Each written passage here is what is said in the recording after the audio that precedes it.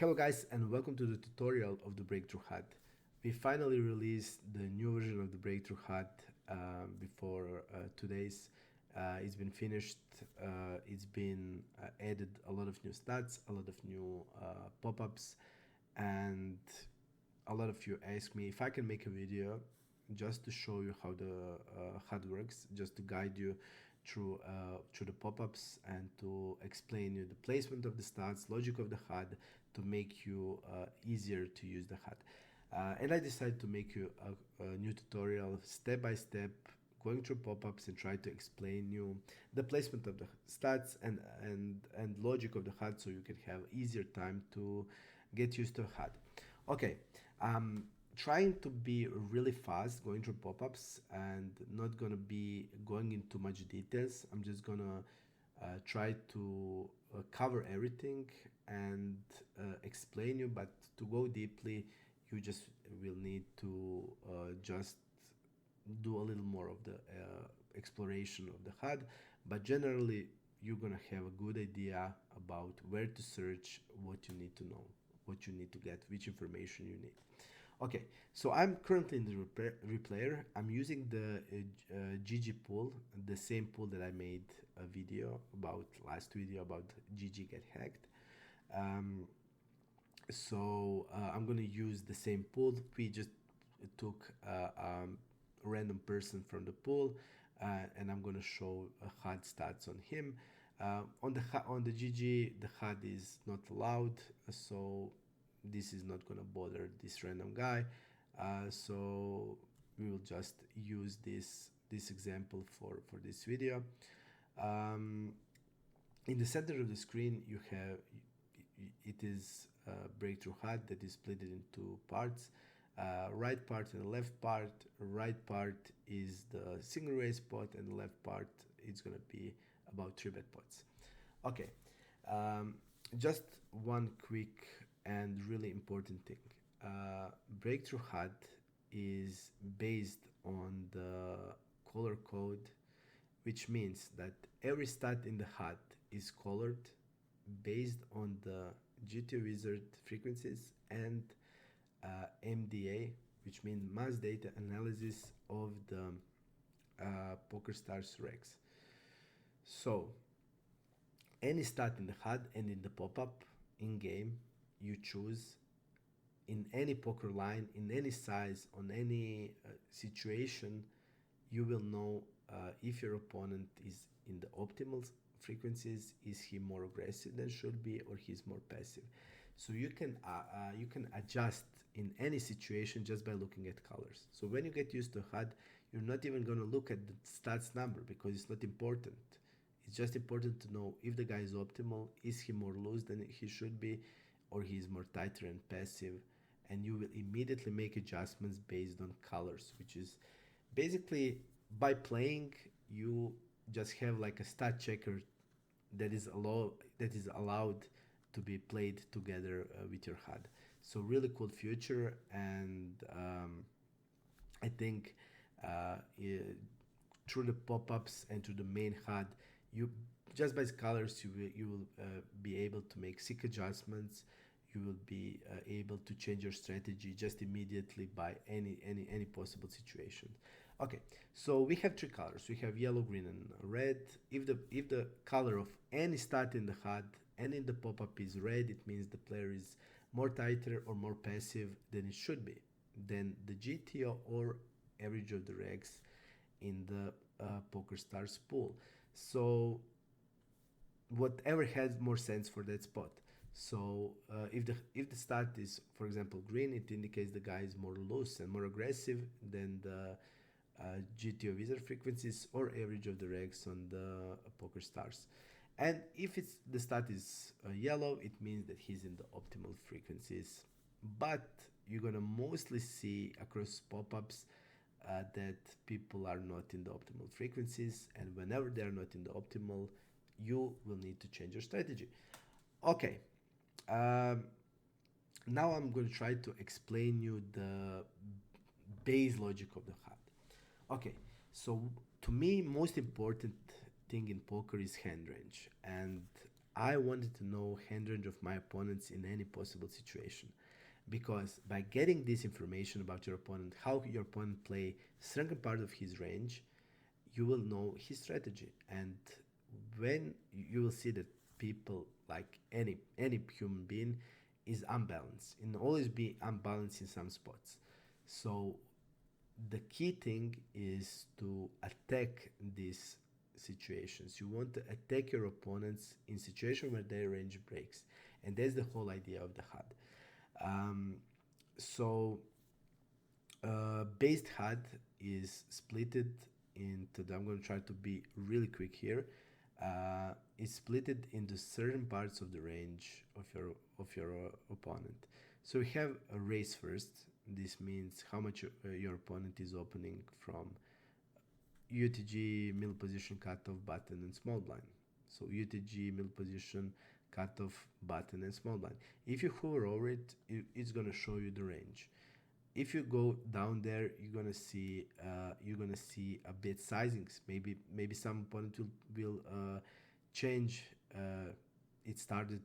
A lot of people are starting to have, when the fish is on the table, they start to raise from you see, like he started to raise from 3 to 4 BBs with hands like ace queen, ace king, jacks.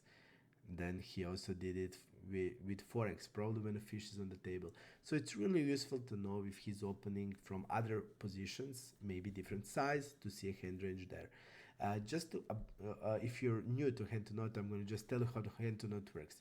So green color in the diagrams means aggressive action. So every stat that is green, it is related to aggression action, and aggression action is going to be a raise open, like a preflop raise. It's going to be 3-bet, 4-bet, c-bet. So every aggressive action is going to be green. Every passive action is going to be blue. So when in the diagram you're going to see a mix of the stats. For this situation, if the situation is 3-better or c-better, you're just going to look for hand range that is colored with green.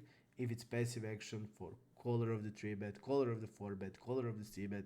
If it's blue, it indicates that is related to that passive action. Okay, this is how to hand to not work generally. Okay, so in the main HUD, you're gonna have these certain parts of your opponent range. You're gonna have raise first. You're gonna have c-bet range, checking range as PFR. You're gonna see how they play versus c-bet, and then how much they stab, and how they play checking range as a caller. So across middle of the HUD, you see this border. So this is going to be out of position, and this is going to be in position. So this is going to be c-bet out of position, flop c-bet, turn c-bet, river c-bet, flop c-bet in position, turn c-bet in position, river c-bet in position. Pretty clear. This is going to be same as versus c-bet, fold to c-bet out of position, fold to turn c-bet, fold to river c-bet out of position, fold to c-bet in position, turn, river. Stab, turn, river. Bet versus me, c-bet in position, so stab in position, stab turn, stab river. So everything is in HUD like that. Flop, turn, river, and this is the parts of the range. And we see out of position, in position. Player name, number of hands, VPIP, preflop raise, out of position, fold to 3-bet, in position, fold to 3-bet. So just by looking at HUD, you have an idea how your opponent play these certain parts of his range. So just immediately you can just based on this know how he played these specific but most important parts of his range. And for every part of that range, when you go into the pop-up, you have adequate pop-up that explains that matter. So for example, we see here this is fold versus 3-bet out of position. We see the number 44.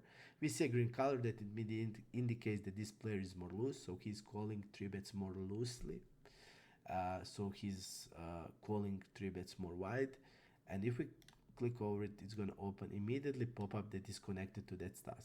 So you see fold versus 3-bet out of position. You click on it, it's going to open your pop-up out of position called 3-bet. So you're going to see how this player plays when he called 3-bet out of position. You're going to see every position. You're going to see their range, everything. We're going to go into details. I'm just giving you an example here just to understand the placement of the HUD.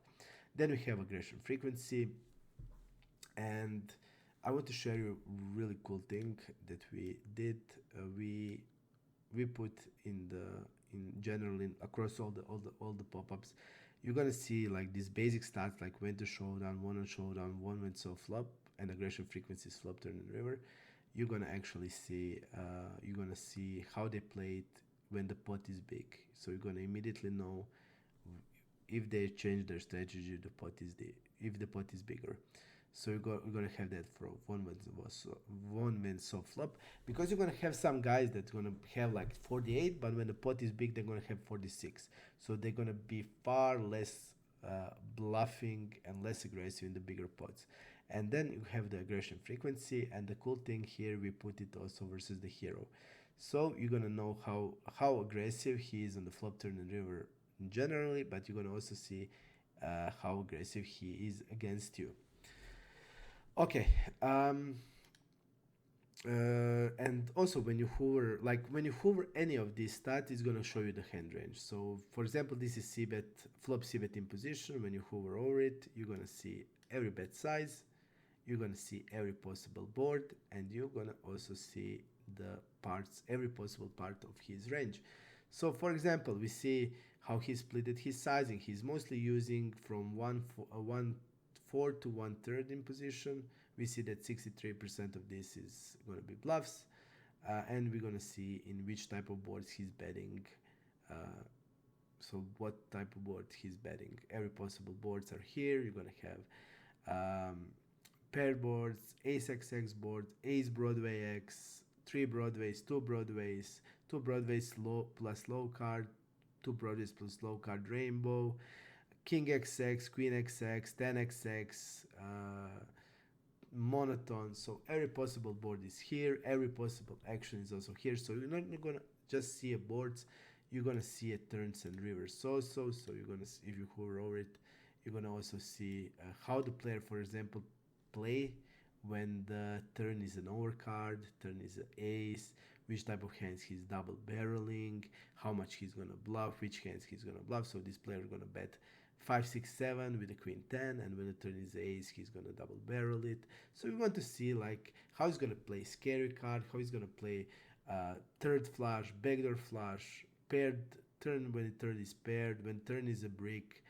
and you're gonna also have that for the river. So it's pretty great for analysis, but you're gonna also have that in game. So every of this option is available also in game except on PokerStars. PokerStars has restricted this, and iPoker you can do it if you roll back to the older version. You can still have these stats, but on any other side you can have like we have now in the real player, you're gonna have it exactly in game. So like just to know that on PokerStars these futures of boards is gonna be restricted, but everything else will be working. It's just not going to be in the diagrams like this, it's going to be in the written form like this. When you get used to it, I played last year on Stars, and I get used to it, and basically to me it's the same now. This or this is basically the same, but like this it looks better. So, and you can also use boards on any other site, so you can have this also cool information when you have the sample, because you can now see like every possible board, how they play, every possible turn and every possible run out. You're gonna know their strategy, sizing, and how they did with all parts of their range. Okay, so we said c-bet range, checking range versus c-bet range, stabbing and checking range as a caller, so how he play against delay c-bet and stuff like that. Okay, so this is the whole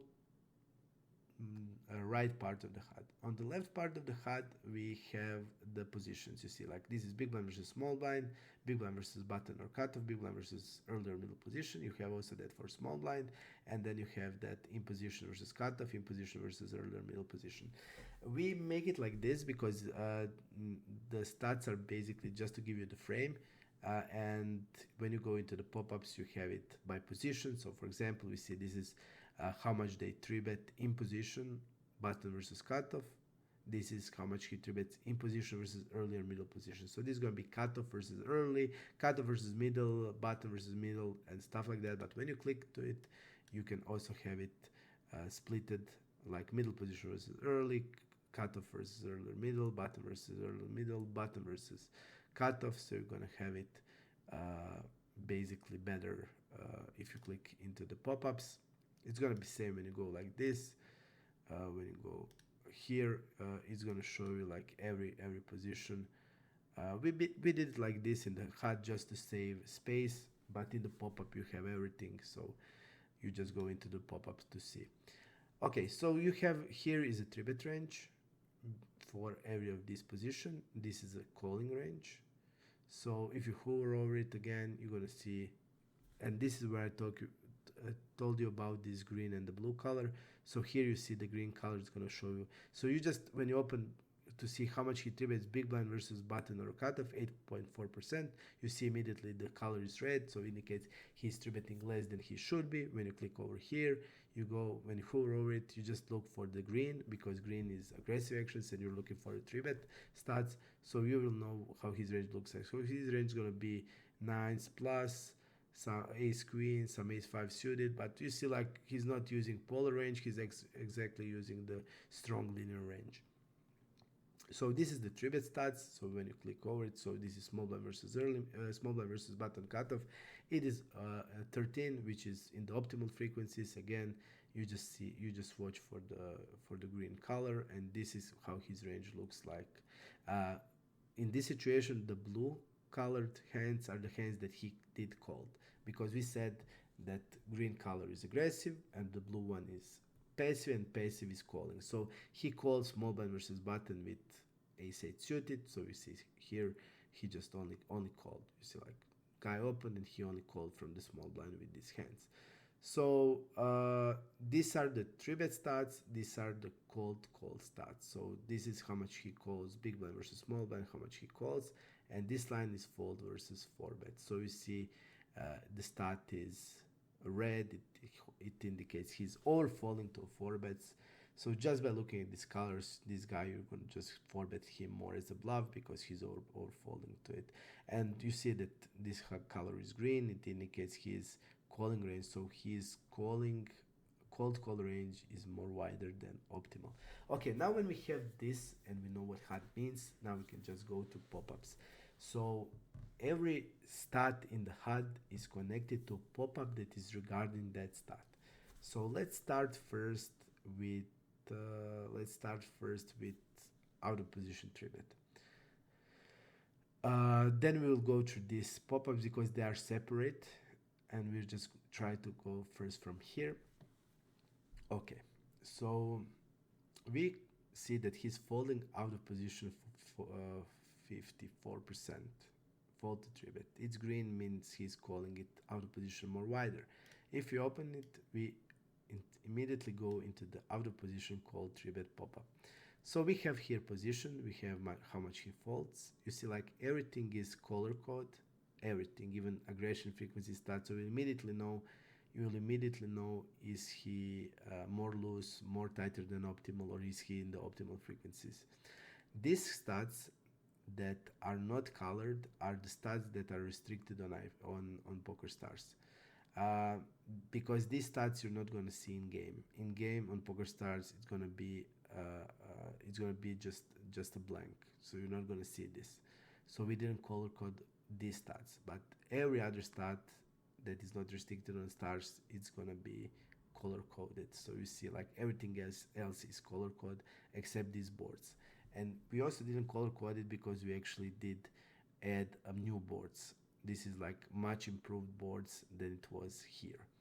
So we add new boards, and that's why we didn't color coded this.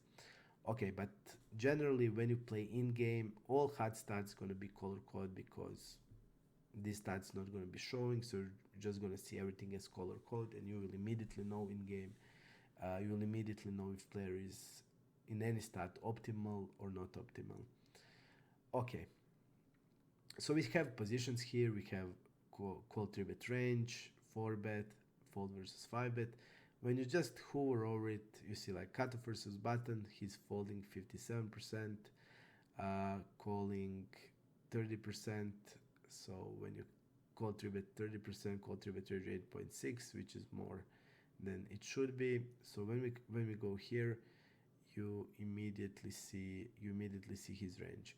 So again, if you remember, we said that green is aggressive action, so green is going to be 4-bet, and we actually are looking for call of the 3-bet, so we're looking of call of the 3-bet stats.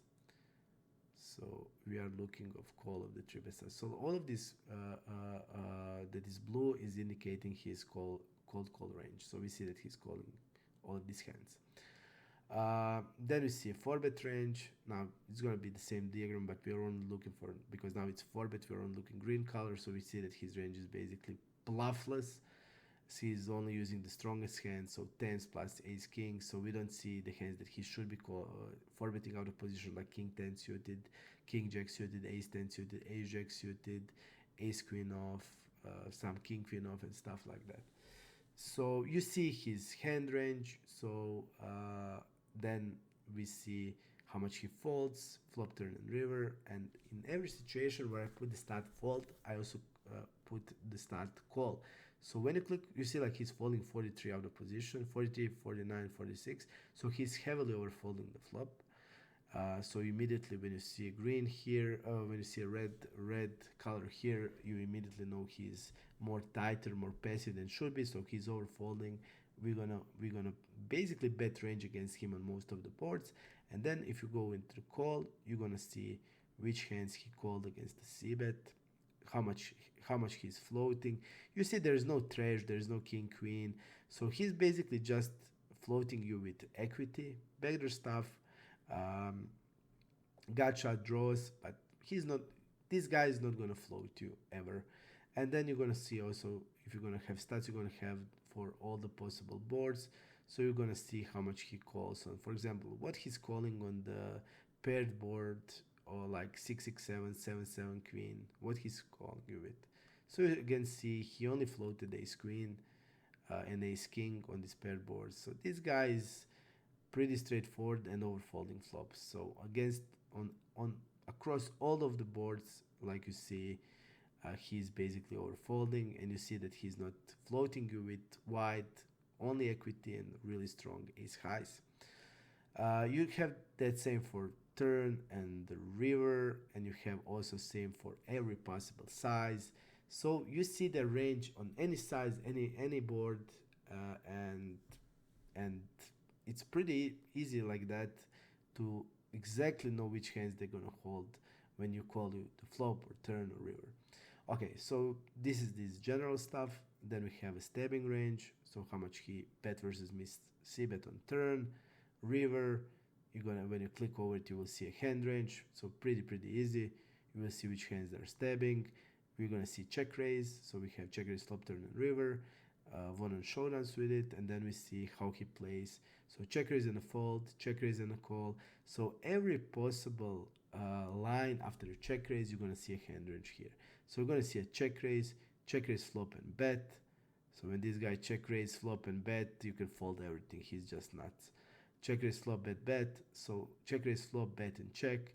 You're gonna see a range what he had here.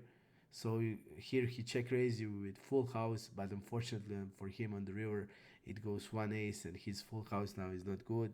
He checked it on the river. So generally, you will see every possible action, and you're gonna see a hand range for that action. And then you also have how he play against delay range. So pretty clear. So everything regarding when player called the 3-bet out of position, you click this pop-up and you have all of the infos you need from here. When we go into the in-position call of the 3-bet, again, same things. You have every position, range, you have how much he folds, which hands he calls, how much he play against certain size. And you're gonna also see there, like, you see this guy is actually overfolding to this medium to big size, and he's overfolding rivers to this medium or big sizes. So against him, when you're bluffing, you're gonna use bigger sizes. Then the cool thing that I like to see, you see like how this is how much he folds. Again, he's overfolding flop. We saw that This guy is really overfolding the flop. That has to do with because his call 3-bet range is wider, and then he needs to overfold. But I also, what I would like to see, if you, for example, didn't want to bluff him on the flop, you always want to see a strength of his checking range, and that's why we add check behind ranges. So in any possible situation, you will see a people check behind range. And we see that this guy is actually, you see, like he's checking behind range. I always want to see if the guy will ever check back a top pair. For example, you see the guy check back on ace 10 on ace deuce jack, ace 8 on ace 9 9, ace jack on the ace queen 4. So this guy's checking range is decent. He's going to have middle pairs, but he's going to also be protected with top pairs and over pairs. We see that he did check behind tens on the 3-5-8. So definitely his checking range on the flop, at least it's going to be good. Let's see the checking range on turn. Check behind range on turn. So this is when the turn goes check and he check behinds. Let's see which hands. Does he going to have a top pairs here? And you see like 22% of his range still going to contain top pairs. Like look at here. He check behind with the ace 3 on the ace 6, 8, 9 where he has a flush draw. He check behind turn with the ace jack, top pair, top kicker. He check behind ace king on the king jack 7, 10 as a caller of the 3-bet. So that indicates this guy is checking back some really strong hands on the flop and turn, and that indicates that against many guys you will be able to bluff. For example, look at his call, check, check, fold. It's actually even over folding. This line call, check, check, fold, but he has so like stronger than average check behind range. So immediately what I want to look when I'm playing like this, I want to see how they play their calling range, how they play their checking range, their check raising or raising in position range, but I always connect it here with all of these lines. So we see that he has, when you would look just these stats, I wouldn't bluff much this player that's going to check behind so many top pairs. But when you see like call, check, check, fold, you see that you have a clear hotspot, especially on the overbet.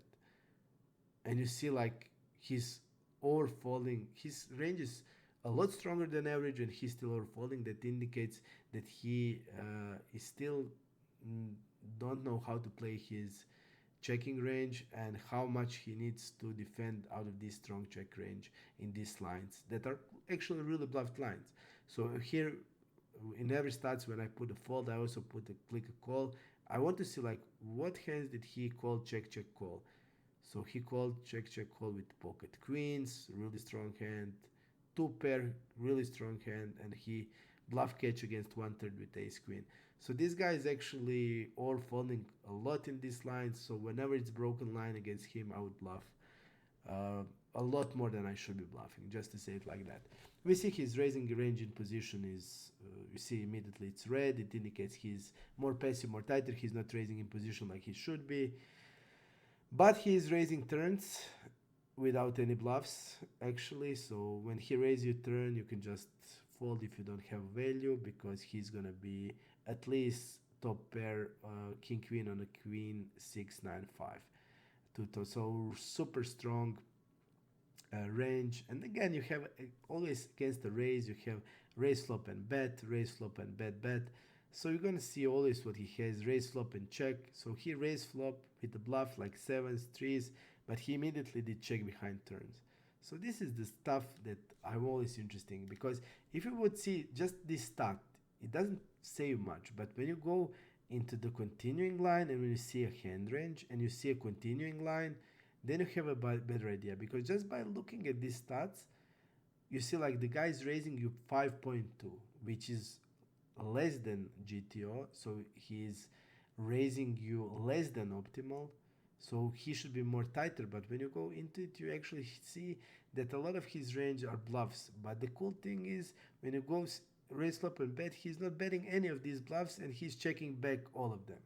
So against him we have really easy. He raises a flop, you're gonna float. He check behind turns, you're gonna overbet or bet big on the river. So this is the things, you always need to connect the stats, because just looking by one stat it can be misleading. But when you have the continuing action for all of this, it can be misleading because you exactly see how he played that range from that spot. Okay, so we completed the in position 3-better. Now we're going to go into the c-bet c-bet pop-up. So in the HUD we see a c-bet, flop, turn and river, out of position, flop, turn and river, in position. So if we click here, it's gonna immediately open us a pop-up that is connected to the c-bet. So we click c-bet out of position flop, he's gonna open us the PFR, out of position PFR, where we can see the c-betting starts in the pop-up. And again, we see how much he's c-betting out of position, flop, turn and river. It's color coded, and if you go over it again, we will see his flop strategy, what he's c-betting, how much of air he has. You see, like, he's c-betting only 18%, guys, but look how much bluffs he's gonna have. Like 21% of trash, ace high, weak draws. So out of position, he's actually bluffy. Even the stats show he's under c-betting. So that indicates that he's really bluffy in a c-bet. And when you connect it to the c-bet and fold to raise, that is showing you exactly what we did see in a hand range. You see, because he's that full of the bluffs in the c-bet range, he can't defend his range against the raise because he has so much air and non-equity that shouldn't be there, and then he's overfolding to a raise. So immediately when you see this guy c-bet you out of position, you're going to raise him a lot in position as a bluff and attack his range.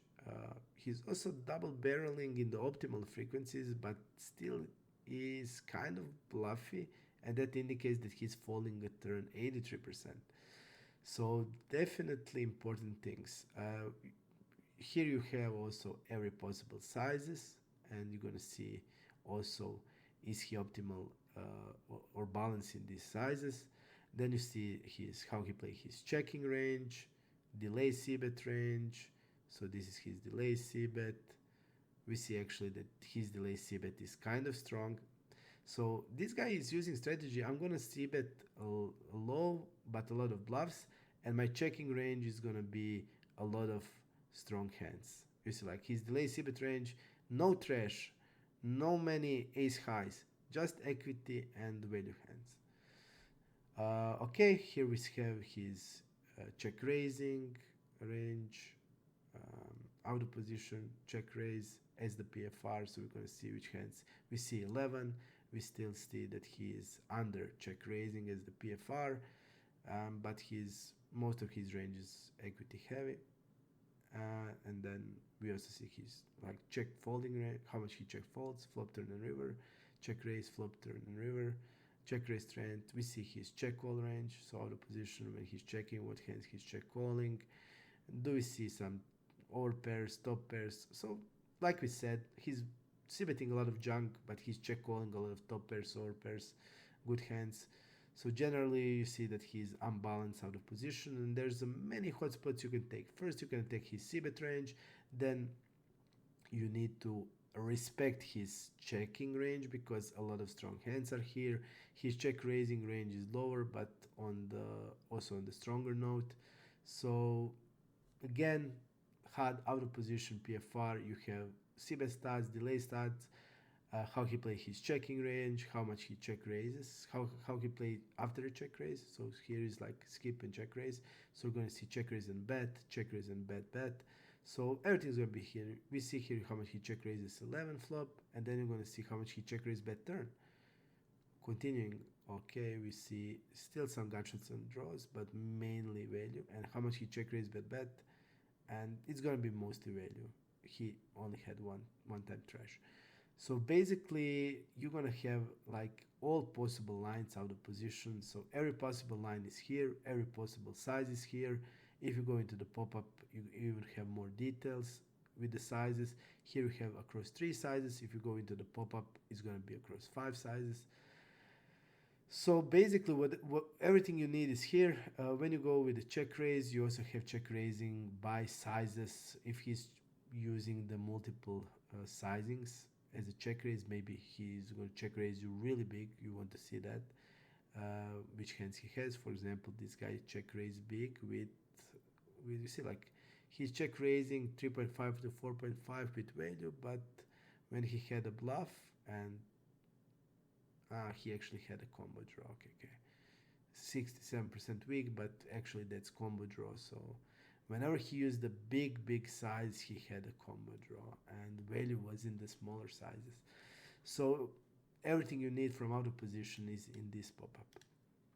Okay, the similar pop-up will be in position. So this is CBET in position. When you click on it, it's going to open you in position PFR.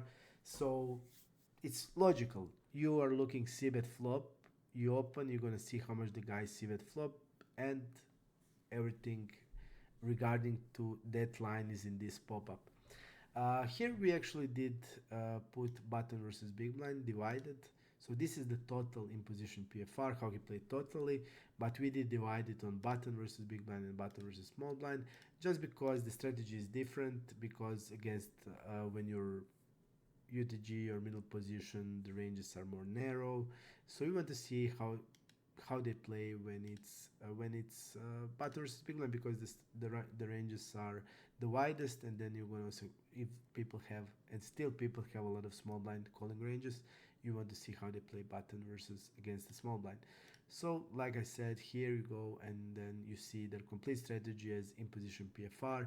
You see how much they c-bet, double barrel, which hands they're gonna double barrel, on which boards they're gonna double barrel, which type of turns they're gonna barrel, third flush, paired, scary card, over card. You're gonna see everything here. You're gonna see what they double barrel, which type of range they're continuing in these situations. You're gonna see how they did put their range, constitution of the range. So we will see how much they're bluffing, which type of hands they're using for double barrel, triple barrel, which sizes they are using. Here they have their checking range, is also always nice to know. He's basically betting range on any board, and he's checking back 15%, and of that 15%, you see the top pair is like 15% and middle pair 17. So 40% of his checking range is strong, which with this 40% of his checking range can easily be in a betting range, but he's definitely, like we saw, out of position. C-bet range bluffy, checking range strong, so definitely something to take into account, because against this guy, when he's ever c-betting, I'm check raising twice as much than the GTO, because he's gonna overfold a bunch, because he has so much weak hands that can't handle the hit. So we see c-bet and fold to check raise 45, and look at this, call check raise fold turn 43. So he's folding this much on the check raise, but when he's calling a check raise, he's folding again insanely much on turn and insanely much on river. So this guy is gonna c-bet full of the air. You're gonna check raise him, he's gonna fold bunch of that air on the flop and continue with decent hands, and on the turn he will fold again bunch of these decent hands, and on the river he will fold like bunch of these even value hands. So against him, check raising, bet, shoving is super profitable.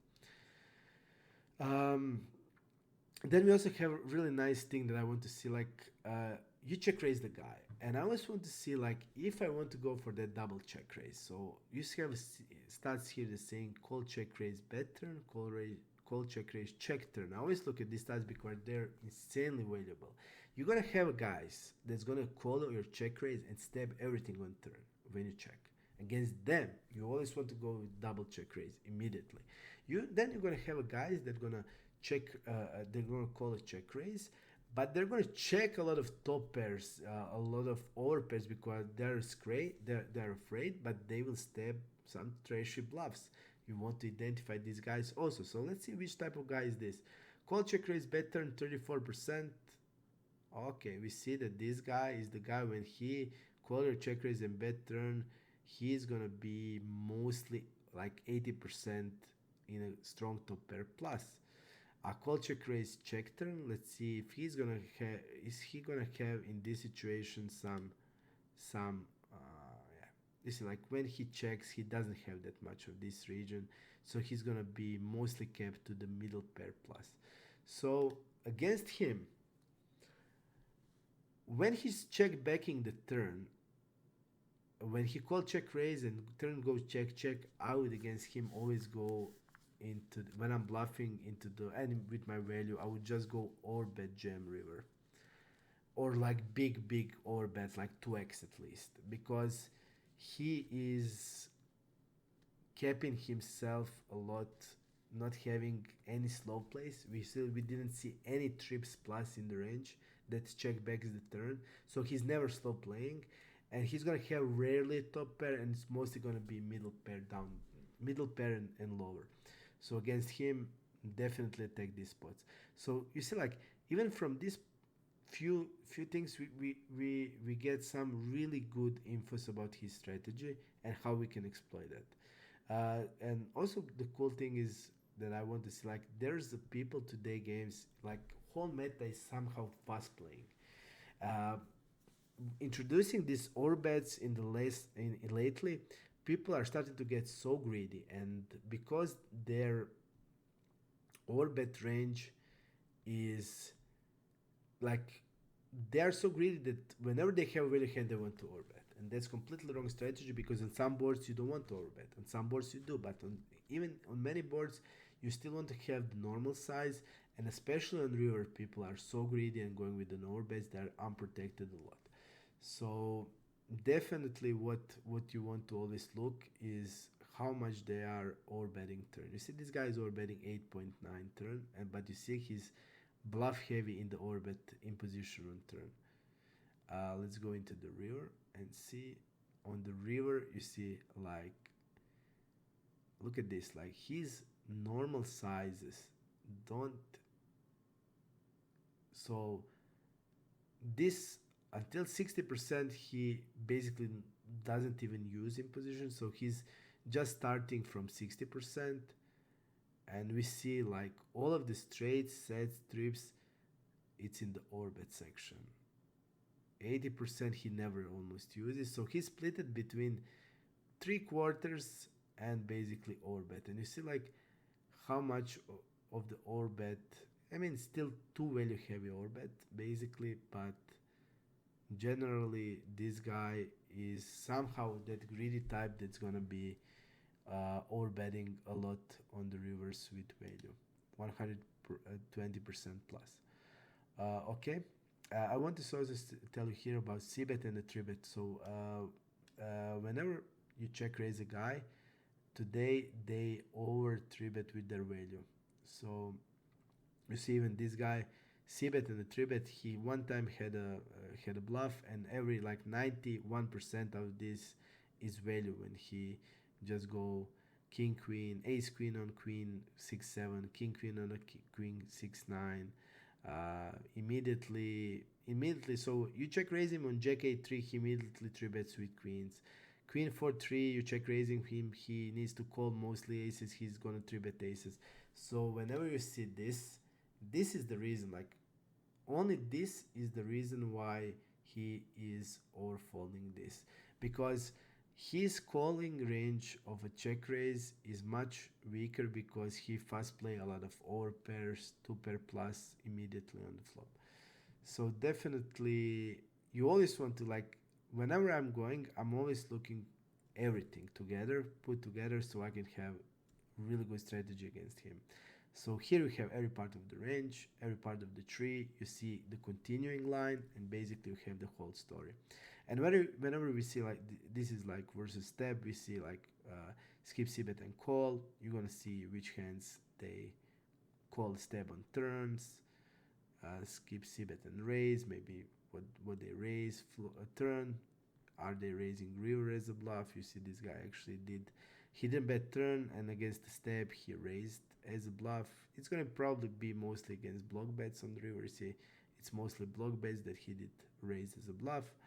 So definitely nice to know that he's capable of having the bluffs. He's actually green. That indicates he's bluffing more than the average of the regs.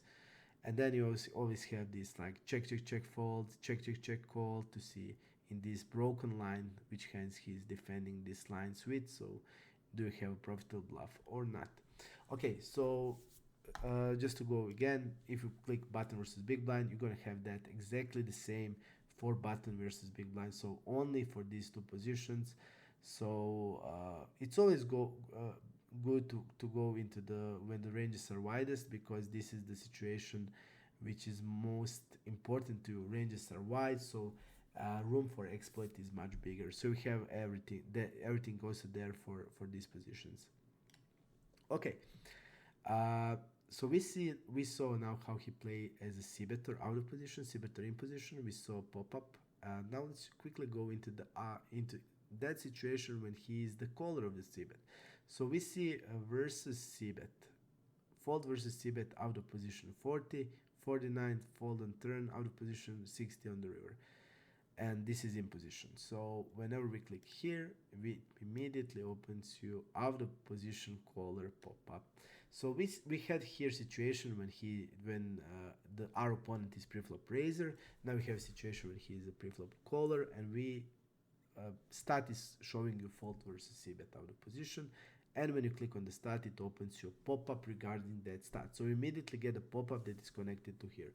So we see how much he folds, flop, turn, and river again. We see which hands he's calling. So whenever you click here, you're going to see how much he will float against us. You have exactly the same that for any possible size. You will see if he's optimal. So this guy is calling more than the GTO. He's check raising less, and he's like, most of the stats are unbalanced. So immediately it's showing it telling you a story that you need to see. So we see a call range. Let's see out of position call of the 3 barrel. You see this guy is willing. See, like he's on the river. He's on the river actually slightly overfolding, but under check raising. So he is in the kind of optimal call of the triple barrel frequencies, and we see that he's gonna call you sometimes with middle pair. So he called triple barrel with jack 8 on the jack 5 7 king 9, 8 9 on the deuce 8 6 king 3. So you're gonna see if you click on the context of the hand, you will see which hands he bluff catch. But the most important thing here is like this: he's overfolding heavily on the big sizes. So he's gonna defend around half of the pot decent in triple barrels. But if you go into the big bet section, he's gonna have a big trouble with it. And if you go into the to see which hands he called, it's actually good to go here to see how much he folds. Look at this. Against an pot to 120, he's folding 82. So against him, you clearly want to bet river, because this is the line that he will then believe the most. Okay, so we see how much they fold versus c-bet. We see which hands they are calling, we see against which size they are calling you with. Here we have how they play when it's check, how much this opponent step turn, and which boards he's stepping turn, which sizes he generally use, how much strong or weak is he in this size. So he prefers actually stepping with an orbit, which is way more than should be. It's a lot bluffy, basically not bluffy, it's draw heavy overbet as a step on turn. So this guy is advancing in these lines because not a lot of people use step overbet. It is a thing in the GTO. This guy is using it, so definitely nice to know. And this is bet versus missed river c-bet, so to see how much he bet on the river against the check. So this is river probe, and we see actually that he's gonna bluff. He's actually 30% of trash, so he's willing to. Whenever you see a green here, it's telling you he's more loose, more passive more aggressive than the average of the regs and poker stars. So we see he's gonna have 30% of bluffs, and regs will not gonna be around that number. It's like even on turn he's more bluffier than, okay, on turn he's gonna have also a lot of gut shots, but on the river he's gonna have a lot of trash. We see here a check raising range, flop, turn, and river. We're gonna see a hand range. We're gonna see a size that he uses a check raise. The funny thing is that with small sizes it's all strong, and he's using a bigger sizes as a bluffs, but biggest sizes is value. So whenever he's on a normal size and a little bigger size, it's pure value.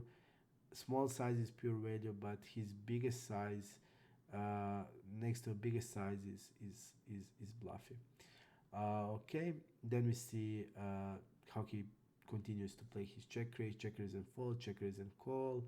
check raise flop and bet, check raise flop bet bet. So when he check raises, how much he continues on turns. We see when he check raise you and bet turn, it's gonna be mostly value and good draws plus. And on the river, we see that on the river he's red, immediately saying us he's never bluffing ever. Check raising bet bet, never ever a bluff. And yeah, you see like how valuable the color code is even without getting into the hand range, because if you get the sample, it's just gonna be correct. Whenever you see a red color, it just you can just every adjustment I want to say that clearly, every adjustment you make, it's never gonna be adjustment where you go 100%. Like you see his like check raise, even you see like here it's crucial data like check raising bet bet is never ever a bluff ever. You're still not gonna do like I'm gonna fold all my weight, all everything that is not the nuts. No, because whenever you're doing adjustment, you're doing it gradually. You're doing it step by step. And what I would do when I see that people are unbalanced somewhere, I'm gonna do gradually. I'm gonna like I have a hand that is like 50-50, and I'm gonna fold against this player. I'm gonna fold it, let's say 75% of the time. I'm not gonna fold it always, but I'm not gonna fold. I'm not gonna go like 100%. I'm gonna just go step by step. So instead of folding it 50, I will maybe fold it 70, 75. If the situation is clear like this, when we see check raise low, check raise turn low, check raise river low, check raise flop and the bet, okay, but check raise flop and the bet never. So against this type of guy, yes, you're gonna do maybe a little bigger adjustment, but it's never can be like 100%.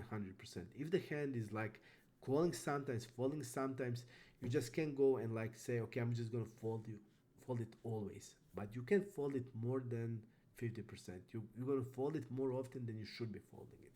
So every adjustment you get here, you do it gradually. That's the thing. If you're gonna do it like, and people always do that, like every people on my Discord, the guys that we're working and studying with, they just like to do it ultimately. Okay, he's never bluffing, I'm never calling him.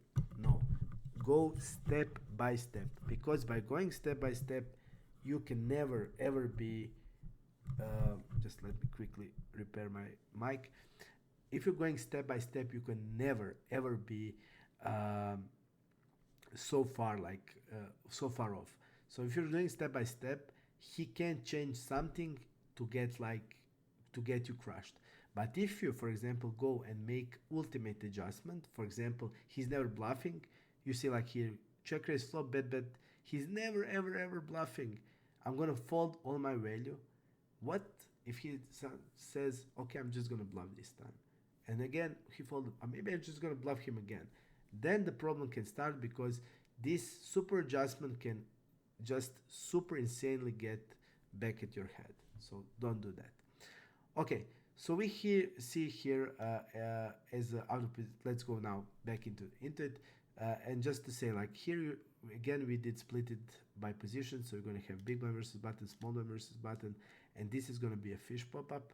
So here you're going to actually see how when situation when you ISO the fish, how the fish plays after that. So this is for the fish, and this is for the normal, for the Rex. We isolated it for the fish because these spots will not gonna be in a HUD against the fish, because this situation when fish is isolated, and I think it's much better to just have the separate stats, because then it's going to show you for this situation more accurate stats. Okay, so we see fold versus c-bet, how much they fold, how much they call, which sizes, check raises. So we did cover all of this, how they play check raise flop, check fold turn, check raise flop, check fold turn, check raise flop, check raise turn. So this is how they play after the check raises the flop. So we see that he did check raise only 10%. We see that whenever he's checking, he's mostly check folding, so you're gonna stab a lot when he check raises and check.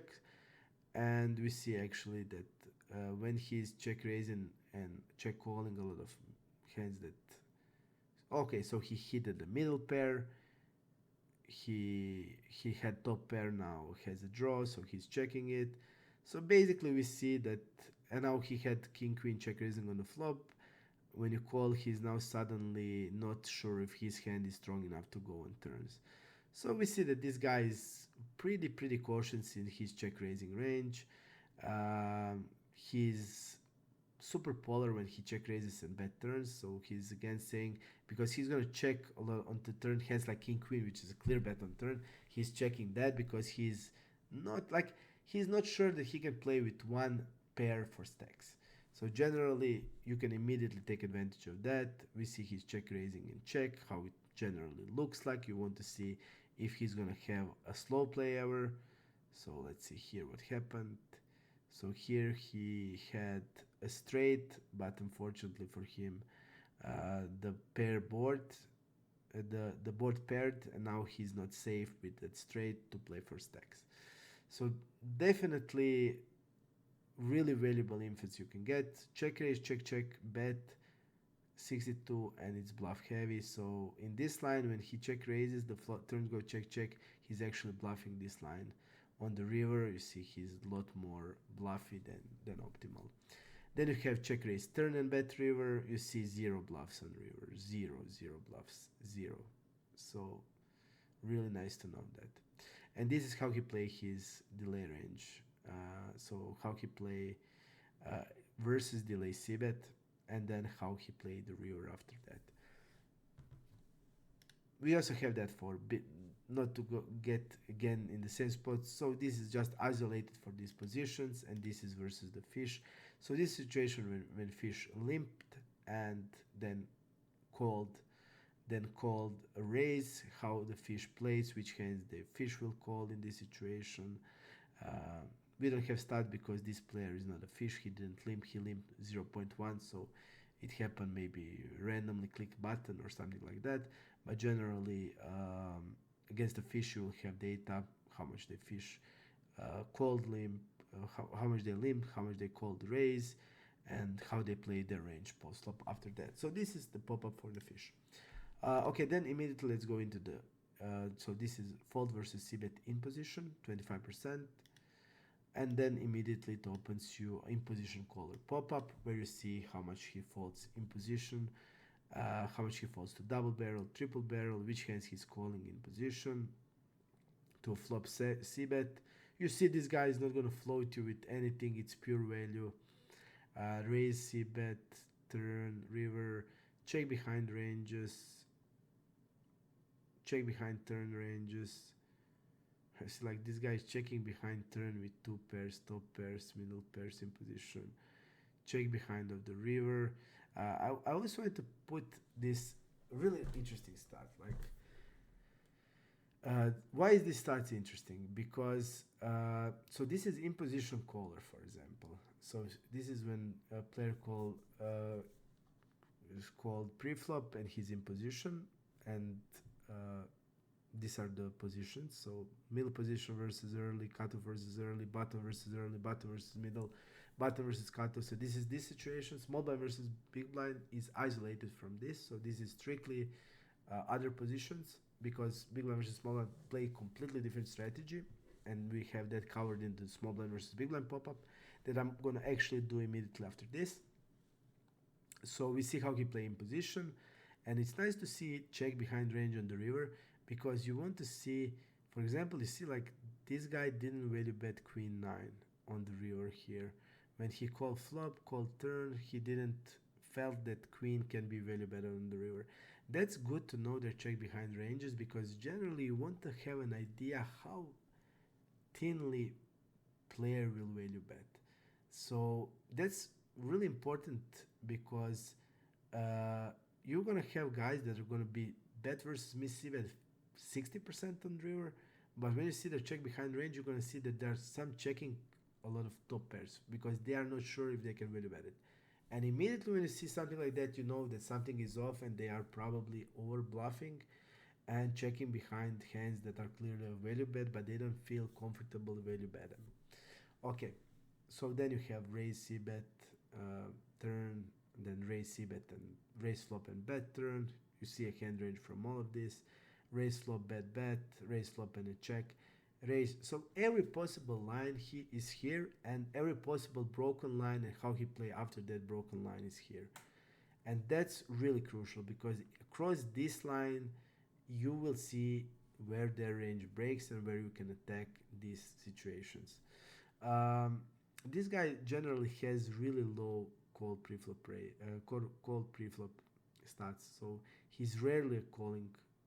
You see, like he called only five, sevens, and eights in these positions. So button versus early middle position, he's mostly three bet strategy, and sometimes he calls with the low pocket pairs and some ace-x hands, and that's it. His range is low pocket pairs and ace-x hands, and that's it. So that's the reason why we don't have much more sample, because his range is really narrow. You see, like you're gonna have on button 4-5% of range. He's only having 2%, and generally like button versus cutoff you can call 5, maybe if the fish is on blind 6-7. So definitely he's under calling, so that's why the stats are like this. But generally these stats going to be really valuable because you will see their every possible line. You're going to see their strategy. This is fold versus delay. You see his range is that much tight, and he's folding versus delay 55%. And yeah, it's significant because he should be folding like probably around 30-35. He's also, yeah, because his range is so narrow, so it means he doesn't have many weak hands basically.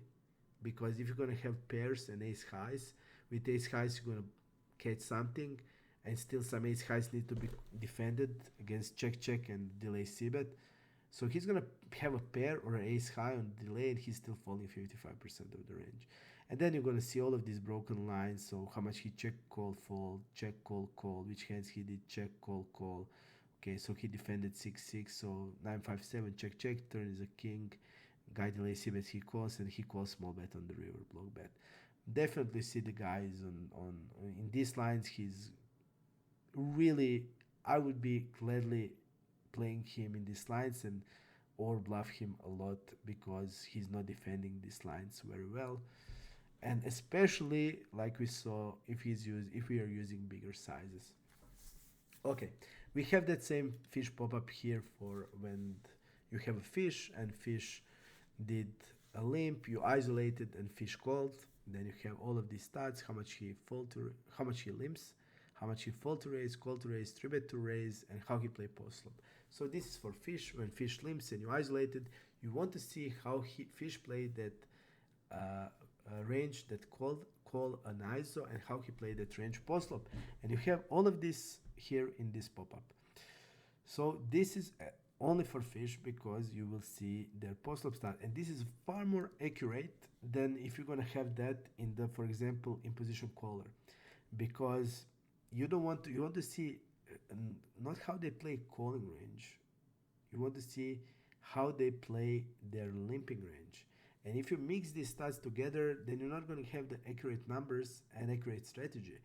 Because fish, for example, can limp a lot wider range, and can play them differently against ISO. So it's better to have this in the separate pop-up. Definitely better. Okay, now let's quickly go into the small blind versus big blind and big blind versus small blind. Okay, to go into the small blind versus big blind pop-up, just look at the logic here. So we have the raise first in stats, right? We have UTG, middle position, cutoff, small blind, a cutoff button, and a small blind.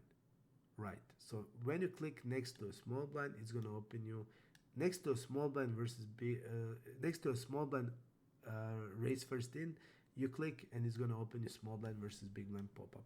So immediately next to a stat is immediately pop-up you want to see. And this is our new small blind versus big blind pop-up, and I really like this pop-up, and I'm going to explain you why I like it. So we have complete small blind strategy here.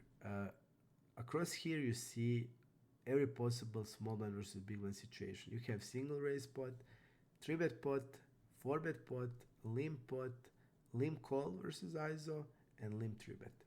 So if the guy is using Limp 3-bet, you're going to have all of this here. If he's using Limp strategy and he call ISO, you're going to see how he play post-flop here. And this is the limp pot when it's check, how he played this situation. So let's go into the small blind versus big blind. Single raise pot. We have a c-bet stats again. Every size. We see his checking range. So here you're going to see which hands he's c-betting. We see that he's c-betting 47%, which is more than optimal. Let's see distribution of his range. He's mostly using 1/3 size. Basically all of it is 1/3 size. And he is bluff heavy, over c-betting. His betting range on every paired board, which is super bad strategy, so I would be raising him. Every time he c-bets pair board, he would face a raise. 74% weak, 67% weak on A Broadway, ace plus Broadway. So he's over c-betting all ace XX, which is okay, ace XX are okay, but queen XX and king XX 60%. On king XX, you're actually going to have a lot of checking because you have a lot of under pairs to a king, a lot of ace highs. So you're going to do a lot of checking, and the guy is c-betting 60. 44% is weak. King XX actually rainbow, he c-bets 86% and 58% is weak. So here is clearly over c-betting this type of boards. So definitely we want to attack him in these situations. So we have his c-bet stats, but again, double barrel stats are, you see, no trash anymore, just equity and value. And we can then see if the turn is overcard and the ace. This is weak, but it's actually all draws. So all draws and top pair plus. All draws and top pair plus. You see, like, he's basically equity heavy on all the turns, double barrels. So we see here double barrel, we see a triple barrel. Let's just, I accidentally click on the exit. Okay, so we see a triple barrel. You see, like, on he actually has in the triple like 60 something percent, 38% of bluffs in the triple. So his double barrel is equity heavy, but on the river he's gonna bluff these missed draws and stuff like that. Again, we see c-bet and fold to raise 56, 67 on turns. So again, c-bet range against the raise, delay c-betting range, how he play his checking range. You see, like, his c-betting 47, checking 53. We want to see how his check range out of position looks like, composition of his range. You still he's checking decent amount of the top pairs, like 24% is going to be top pair plus out of position. So he checked with the ace king on the king 5-5. And we saw that he's betting pair boards 96%, but he's checking ace king. You immediately know he's going to be too much bluff heavy. Jack 9 on the 6-9-4, ace 3 on the ace 10-6, jack 8 on the jack 7-6. So this guy going to have in the checking range a lot of strong hands. He's over c-betting as a bluff. Checking range is going to be stronger. So his check fold is 40, check fold 49, check fold 39. So his checking range is too strong, and you just can't bluff him out of that easily. So we would need to see maybe he falls to a bigger size. We're going to check that later. So c-bet and raise, we see he's over folding to raise. 3-bet again, we saw his c-bet and 3-bet 4.6. We saw that he's on the previous thing that he's a lot of value heavy here. Call raise, then he's all folding super heavily on a raise. Then call raise fold turn is low. Call raise fold, call raise call fold river is low. Call raise bet turn, call raise check turn. So basically all possible lines we're gonna have here. Skip c-bet, so we're gonna see how his checking range looks like. So check fold 40, check call, check calling range looks like, you see, like 40%,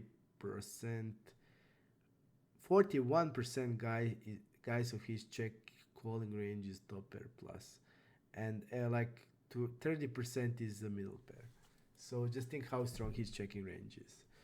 Check raise range is 8-8, so on the lower side, value heavy.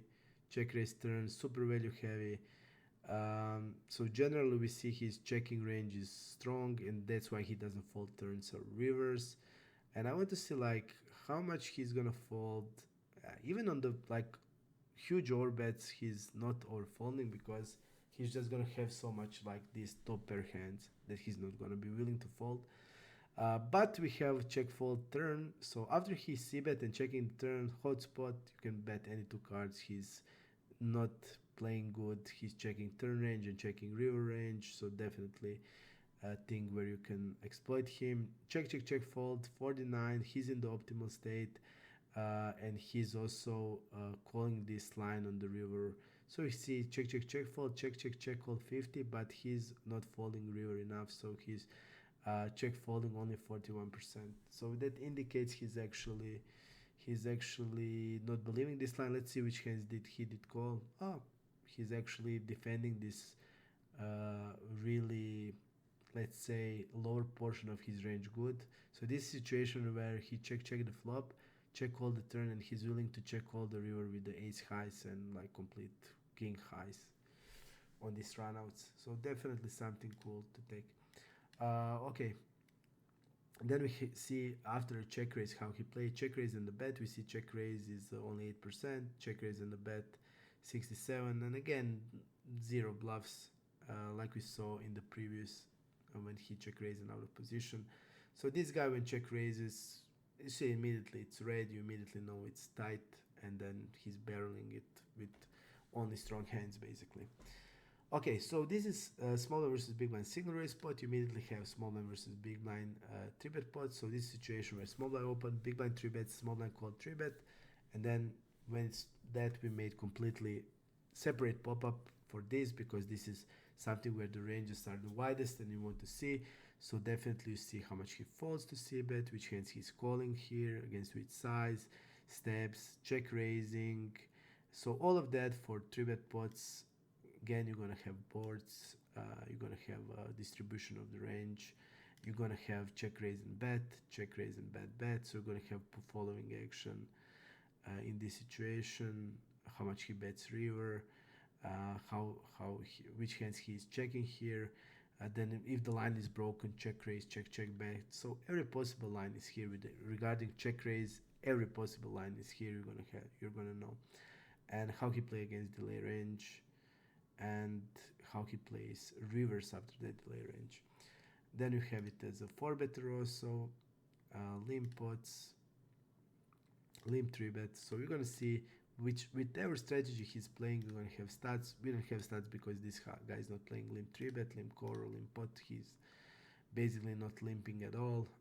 So that's why we don't have any stats.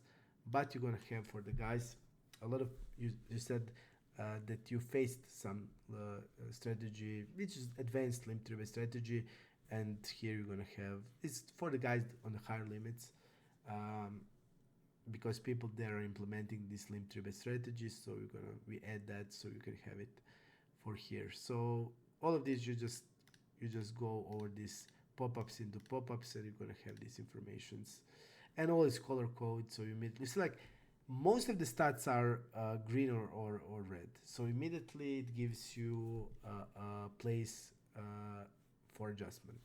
So you immediately adjust based on that. Okay, so we did small blind versus big blind. Let's open now big blind versus small blind pop-up. So we see here this is big blind versus small blind. This is for 3-bet pots, right? So this is how much he 3-bets big blind versus small blind, only 11%.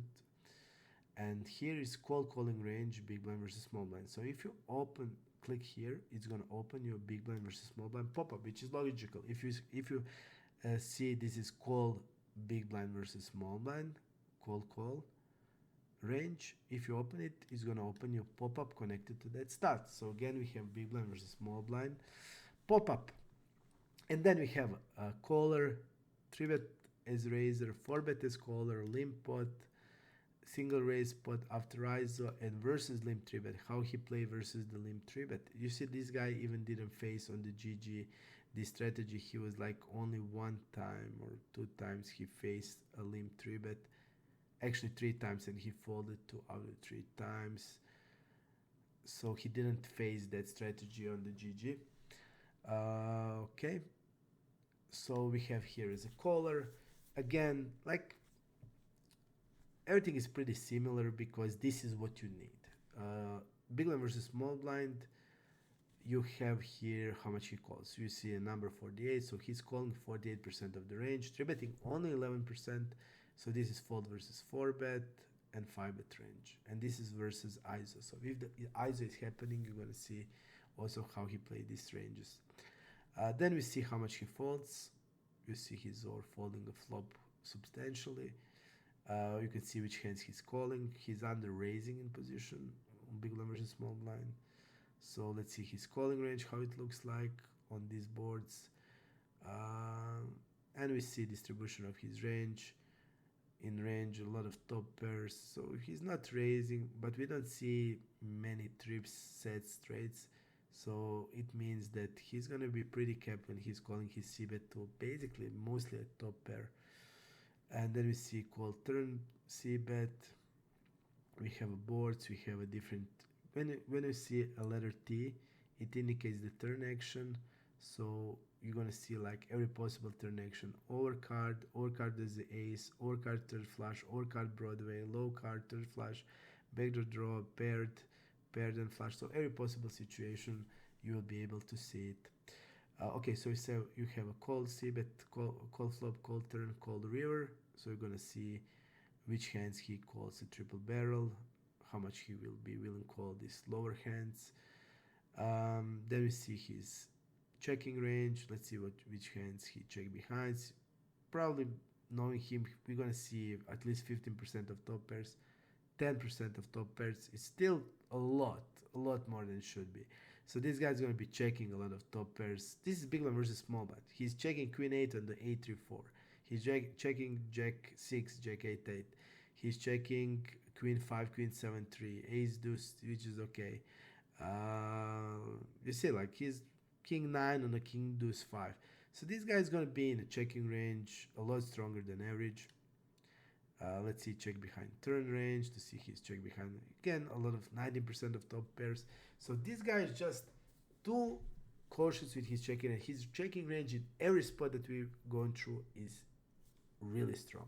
So you always have to look for that. And immediately we see that because of the strength of his checking range, his other parts like check raising range, like c-bet range is hurting because he doesn't know to balance that. Okay, and again it's cool to see a check behind on river just to see how thin he will value bet. This is then in this how much he steps, bet versus miss c-bet 47. You see, like he's actually so strong checking range, but he's willing to bet a lot of like 60% is when he step against you we want to step and check raise a lot because he's just bluff heavy there. And then we see how much he steps flop bet turn. Let's see still a lot of bluffs here and weak draws. And we want to see also if the line is broken, how much he will bet in the broken lines, bet check bet lines, a lot of bluffy, which is like really bluffy line. Again, when you see this green, you can just assume that he's gonna be over bluffing. Call bet. Again, we see a lot of bluffs. Call check bet. This is actually a line he's bluff heavy in this line. Okay. I thought actually he's not gonna be bluff heavy here, just because his checking range is so strong. But you see, like his checking range is so strong, but he's actually it seems like he's checking behind range some hands that should be betting. You see, like a lot of top pairs in check behind range, so he's not comfortable in betting king 6 on this run out, or ace 9 on this run out, or jack 8 on the river on the 3-4-8 6-4, 9-10 on the river. He didn't feel good to bet it, ace 7. So that's the reason why. So you see, like just by seeing this stat, you're thinking, okay, this guy is actually under bluffing. But when you connect it to these stats, check behind, you actually see he's check behind hands that should be bet, and then he replies that with putting more bluffs in it. You see, so his range is imbalanced toward bluffs, not toward value. Okay, then we see raise c-bet, flop turn river against any size, raise c-bet and fold, raise c-bet and call, raise flop bet, raise flop bet bet, raise turn bet, raise check check bet. Everything is here. Whatever you need, you're gonna find, and you're gonna see versus delay also there. Then we have that exactly the same when big blind 3-bets, how he play when he 3-bet, flop turn river, c-bet, check behind ranges, fold versus raise. So everything is here. As a 4-bet caller, how much he. So this situation where big blind 3-betted, small blind 4-betted, and the big blind called 4-bet. We see which range he did call a 4-bet with: tens, jacks, queens, and ace king. He jammed. He called 4-bet with eights, tens, queens, ace queen, aces, and kings. He slow played as a call. So immediately when you see it's blue, it indicates it's passive action. So it's call of the 4-bet, and this is actually 5-bet. This is jam. Okay, and we see that he didn't fold anything because his range is basically, we see his range is like eights and slow plays. So no hands like 6-7 suited, 7-8 suited, king-9 suited, ace-4 suited. No hands like that. It's only super strong hands, and it's super easy to play these hands. Okay, then you're going to see in 4-bet pots how much he raises, checking behind, betting, calling ranges, stabbing ranges. So everything is here. His stab range is really on a high end, 62% betting versus miss c-bet. But the problem is his range is too strong, so that's the reason why. So everything regarding big blind versus small blind, every possible situation in these pop-ups, you have everything against any possible strategy. Okay, now let's go into the. We did go out of position 3-bet caller, but we didn't go out of position. We didn't go out of position 3-better. Okay, so let's now go into the out of position 3-better pop-up.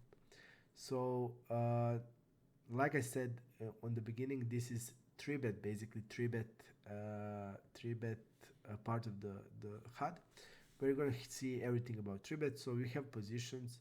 So small blind versus button or cutoff, small blind versus earlier middle position, in position versus prior positions, and you just click small blind versus button and cutoff, and it's going to open you pop-up out of position 3-better, where you're going to have small blind versus button 3-bet, big blind versus button 3-bet, because we did separate these things because again ranges are widest, room for exploit is the biggest, and you want to see how they play these spots, and then of course you're going to have the total numbers where you're going to see everything. Again, we have 3-bet range for every position, how much he folds versus 4-bet, how much he calls 4-bet, and how much he shoves. And then how he plays that range post-flop, how much he c-bets, double barrel, triple barrel, every possible sizing that he's maybe using, how he play his delay range, how he play against a raise. So we see 55% fold versus raise, so super huge number. He's also over c-betting, that means he's going to be bluff heavy. When we see that he mainly uses the 1/3 size in the 3-bet pots. So this guy made his life simpler, and he bets most of it on any boards with small size, which is completely wrong strategy, because on the low boards you want to see bet big sizes generally, and also on many boards like Jack 10 for example, two-tone, you're gonna have also this even overbet size, and you're gonna also have, for example, on the Jack 10 4, you're gonna also have jam size immediately on the flop. So definitely he's just simplifying his strategy, and that's why he's over c-betting, and then he's double barreling 34% only, because he's betting so much wider, he just can't double barrel right frequency, because he's too wide on the flop, and then on the river he's also under barreling, so he's generally be under bluffing these lines. We can see also in which boards he's more bluffing. He bluffed mostly when the third flush got on the river, basically. That's when he bluffed. Of course, you're gonna lack sample here, but this is really good to see, like, okay, I want to see which hands he did triple barrel. Let's see that hand that he did triple barrel. let's see, he probably had a blocker. Yeah, he had a blocker. Okay, so let's see that hand. So he 3-betted ace king, and okay, go like this. So he bet queen 3-7, called, turn is a 10, and he jammed with a 5. So pretty standard play. So okay. So it's always nice to know on which type of board he did pull up the bluff. If he did bluff, always nice to know it. Always you always want to see a context of the hand to see it. Okay, and you have that for position, so it's not, you say it shouldn't be the same, but he's using the same basically strategy. His range is big blind versus button and small blind versus button. His range is linear, so this guy plays similar strategy from big blind and a small blind, but actually against good opponents the range on the big blind will be polarized range, and CB strategy is completely different because polarized range hits boards differently than the linear range. And that's the reason why we divided these two pop-ups. And you also have the total numbers. So everything is here. His c-betting range, delay range, against the raise, checking range, how much he check folds, check raises, check call, check call, check fold, check call, check call, check fold. Look at again, like we see patterns here. So he's check folding, his c-betting range basically, or close to range on many boards, and he's not check folding anything. So let's see his check call range, how it looks like. And again, you see, like, look how much of the slow plays plus or pairs by top, like 40% of his checking range is top, is at least top pair. So top pair or set plus is 40% of his range, and he's c-betting 79%. Immediately you see this, you're gonna raise him in position heavily. You're gonna raise him in position. He's or folding, and when he's checking, you can't attack that range easily because he's gonna have so much. Look, his check call 58, check call, check fold 26, 22. All is green. It indicates he's more loose in this situation, and he's calling that a lot more than the normal frequencies. But that's because of his range is abnormally strong in the checking, and his betting range is full of bluffs. So definitely the story, like, he make his strategy like this, and he's actually winning on the GG, but his strategy is like really transparent, and against good guys it shouldn't be working because good guys just gonna raise him, trap him, and they will not attack his checking range at all. And when they have a hand, they will just use big sizes and just know that he's not gonna fold it. And then we see how he play when the line is check check. So how he's gonna play when the flop is check check. How much he gonna fold turn, call turn, fold river, and how he's playing his check raising range. So he's check raising only 12%. Check raise in the bet never did. Check raise in the bet never did. Rarely check raising. So he's mostly trapping or betting, and you have all of his strategy for out of position here. Let's immediately go into the in position 3-better. So you go in position versus cutoff or early middle, whatever you click, it's gonna open you with positions in position 3-better. So you're gonna have positions, you're gonna have a post flop, you're gonna have it versus ISO, and generally, just to tell you, ranges against an ISO are basically, you can divide them by half, like 1.8. Basically, that's how the ranges will be narrower. So if somebody is 3-betting 14%, smaller versus button, against an ISO, it's gonna be like 7 to 8%. So always keep that in mind. Again, in position 3-better, we see he's c-betting 87, but he's only double barreling 42, so his range is gonna be mostly toward the value, and we see that 75% of range is top pair plus. And then on the river, of course, you see he's or c-betting flop, he's under c-betting turn, under double barreling turn, but he's on the river, he's just super value heavy because his turn range is so strong.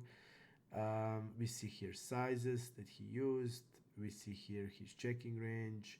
Again, he's almost betting range. Let's see, he's checking behind range, and he's still 20% of top pairs. So he's betting range, but still gonna be checking ace deuce 6. He's still checking ace king king, which is bet range. He's checking ace king on deuce 5 king, which is bet range. Ace 7 on the ace 10 queen, which is a bet range. So again, he's trying to protect the range that shouldn't be protected at all. And again, that's the reason why he's overfalling to check raises. And yeah, we see here how he play after the call check raise fold turn, call check raise call fold. So he's so much overfalling flop that he's not now overfalling turn in the river. Then we see call check raise bet turn, no weak hands, so it's only value.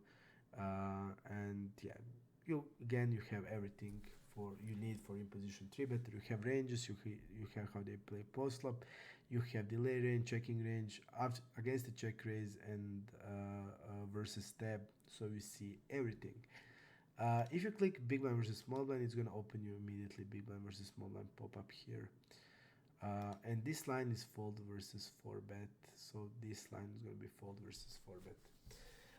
Okay, now when we are next to fold versus 4 bet, we can go to open a 4 bet pop up. So this line is, like I said, this is the this row is fold versus 4 bet. So if you click fold versus 4 bet, it's going to open you a 4 bet pop up.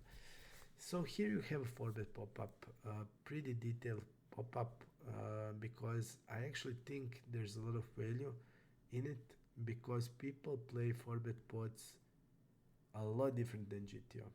I noticed they are a lot tighter.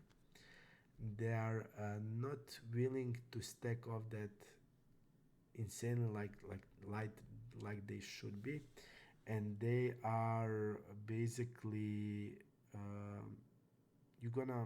they are a lot less light than they should be. Many of them are also under 4 betting in like small blind versus big blind. They're doing a lot of over 4 bet out of position on like cutoff versus button, middle position versus button. This player is not one of them. You see, like, he's under 4 betting every situation. So we have agreed 4 bet when it's 150 deep, and 4 bet range, position versus position. So you see, this is like total 4 bet numbers from these positions. Again, we only looking at green, so we can see that he's linear. So you see, like, he needs to 4 bet hands like king 10 suited, king jack suited, ace 10 suited, ace jack suited.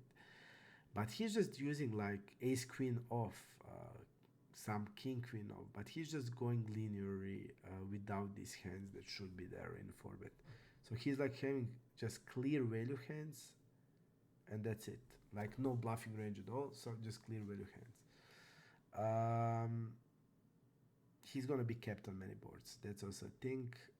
He's gonna have strong range on insanely amount of boards, because if the range is like jacks and ace king, the thing is when it will be tricky are like whenever it's like something middly connected, like all of the lower ones. Still, lower pairs are still quite good, because you're gonna play for stacks on with queens on any lower board. But the tricky boards for him will be definitely middling boards like 7, 8, 9, 8, 10, jack, this type of boards, because he's gonna leg straights, and on many runouts he's gonna also leg straight. If you're not gonna have king jack suited on any runout of the king jack, you're not gonna have a straight. So, or king queen or jack 10. So we need to have all of these hands. Okay, we see 4 bet range, so we're gonna see early position versus middle versus cutoff. So we're gonna have grid here for deep pots here, and if you want to simplify version here. Then you see 4 bet as in position, 4 bet as out of position. So we're gonna see his betting range in position. So doesn't matter which type of board it is, his betting range on, which has sense because his range, like we said, his range is basically only value, and his betting range out of position also. But look at this, he's only double barreling 21%. So no bluffs, no anything. He just double barreled jacks on a king, which is a clear double barrel on the king. So no bluffs, nothing. His betting range, then he's check folding 62%. So this guy gonna float against him insanely amount of c bets, because like his strategy is transparent. Then we see 4-bet as a caller. Then again, you see versus 4-bet. This is the something that I mostly like, because here you have call 4-bet range, 5-bet, 5-bet range. So this is middle position versus early. Call 4-bet range. So blue color, you look only at blue. Sevens, jacks, queens, kings, ace king, ace queen. These hands he jammed, ace king, kings, and ace king. Then you have 5-bet and 5-bet range. So 5-bet, ace king, exactly the hands that we saw. And then you have that for all positions. And that's most important. You want to see position versus position, range, what he calls 4-bet and what he's jamming. And then we see call 4-bet as in position and call 4-bet as out of position, how much he folds, which hands he's calling, calling. We see basically he floated ace queen, ace king on low board, so completely standard stuff. So no, because no like weak floats, so everything is pure equity. And we see that he's calling 26, 34, 50. We can see what he's calling on turn, and then on turn he's basically just these middle pairs. Middle pair is going to be like kings that he slow played, or eights on the king do 7. Everything else is top pair plus. Then we see he's checking behind range, raising range, versus delay range. So again, in 4-bet pots you have all the infos. You see what he's raising in position C bets. He raises jacks on the 5-6-3, 3-6-9. He raises with queens. Raise turn stats. Again, it's all value. He jammed basically aces here that he slow played. So generally, like super straightforward how he plays. And people generally play it similar to this, really straightforward, lacking bluffs, lacking light stack offs that you need to go super light in a 4-bet pots. And then you have that for when he called 4-bet out of position. You see, like, then he's suddenly out of position or folding a lot of turns. Then we have a called 4-bet stats, really nice too, because this is completely different situation. Like called 4-bet and 4-bet, you just can't put it together, because called 4-bet range people have super different. GTO is like gonna have king jack suited, king 10 suited, pocket nines. But some people are not going to have that range. There's not going to have ace 4 suited, ace 5 suited, ace 10 suited, king jack suited. So you want to see like which hands is this guy. He's only called forwarding 3.4, and you see like again it's super linear range where he just 1 in 120,000 hands he used ace queen off. So generally super strong range. And then you have call 4-bet small blind versus cutoff button, big blind versus cutoff button, big blind versus cutoff small blind, big blind versus button small blind. So you have all of these all of these positions, and you see how he plays in position and out of position. And again, you have how much he called 4-bet, which hands he's using as a call of the called 4-bet, in position, out of position. So you see which like he called jacks, jack 10 suited, ace queen suited.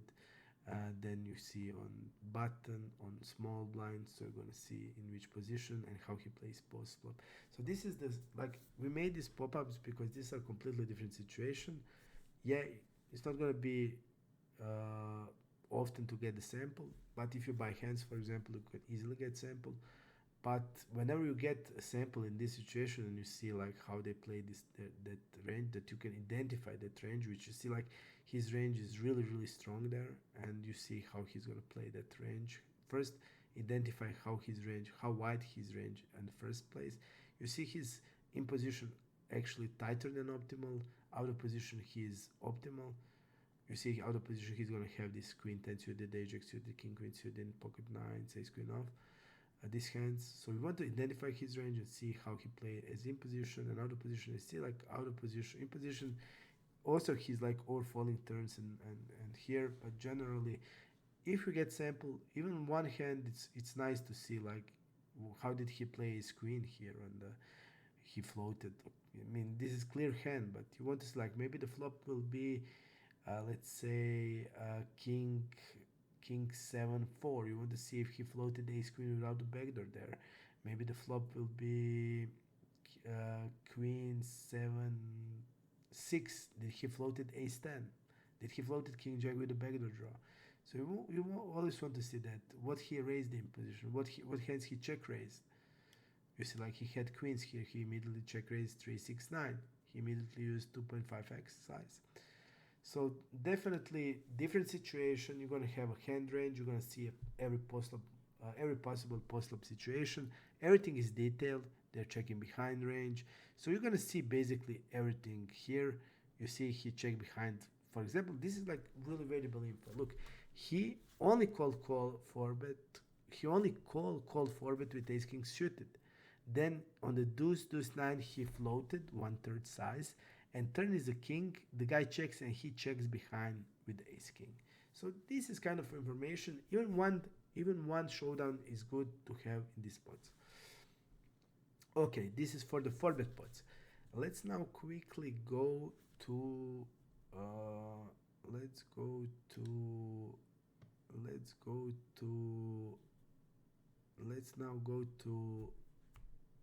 4-bet pots. Let's now go to the multi-way pots. No, let's go to deep pots because it's pretty similar. So this is gonna be deep pots. Okay, this is deep pop-up. There's a lot of pop-ups, guys, so we have to go. I need to be faster, but I want to just give you an idea. So deep pop-up, we put it on the VPIP. I think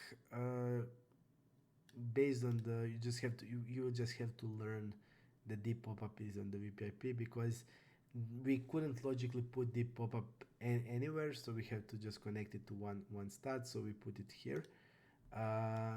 So on the VPIP it's going to be a deep pop-up. On the deep pop-up you're going to see in the 3-bet pots how people play these 3-bet pots when the effective stakes are 150% plus, because people change their strategy dramatically. First, their 3-bet range is not going to be the same. They're going to 3-bet you a lot less mostly. You have some guys that likes to play deep, they're comfortable to play deep, they may be going to 3-bet you more. You want to identify their strategy. Is they are willing to 3-bet more hands? Let's see, generally this guy is 3-betting only 8.3 out of position. And look at the hands. So this is the green one is deep. So 9s, 10s, jacks, jack 10, queens. Really strong range, and still he falls to 4-bet really a lot. In position he's around 11%. In position he's more loose. You see some suited connectors, but he's falling to 4-bet insanely amount. You want to see generally his call 3-bet range. You see that he's actually in the blue one. So he's going to call even ace jack off, all pocket pairs. Let's see in position. In position is going to be even suited, a lot of suited connectors, even king queen off. So generally you see he's 3-betting narrower range, but he's calling 3-bet more wider. And then you have how he plays 3-bet raiser and 3-bet caller. So how he played deep as a 3-bet raiser in position, he's betting 76. We want to use which sizes he's mostly using. He's mostly using the small sizes. Basically, majority of his range is small size. How much he double barrels, and you see again in look at this, like how crucial this info is. Like he's c-betting, okay, decent amount of bluffs, but again on the turn, effective, deep, more money on the line, 0 bluffs on turn. When you go out of position, he's now, you see, if you remember, it was 85% of range he's betting out of position into 3-bet pots, but deep is only 64%, and double barrel is only 30. So he's not double barreling in position as a bluff at all. You can only assume he's not going to double barrel in position bluffs at all.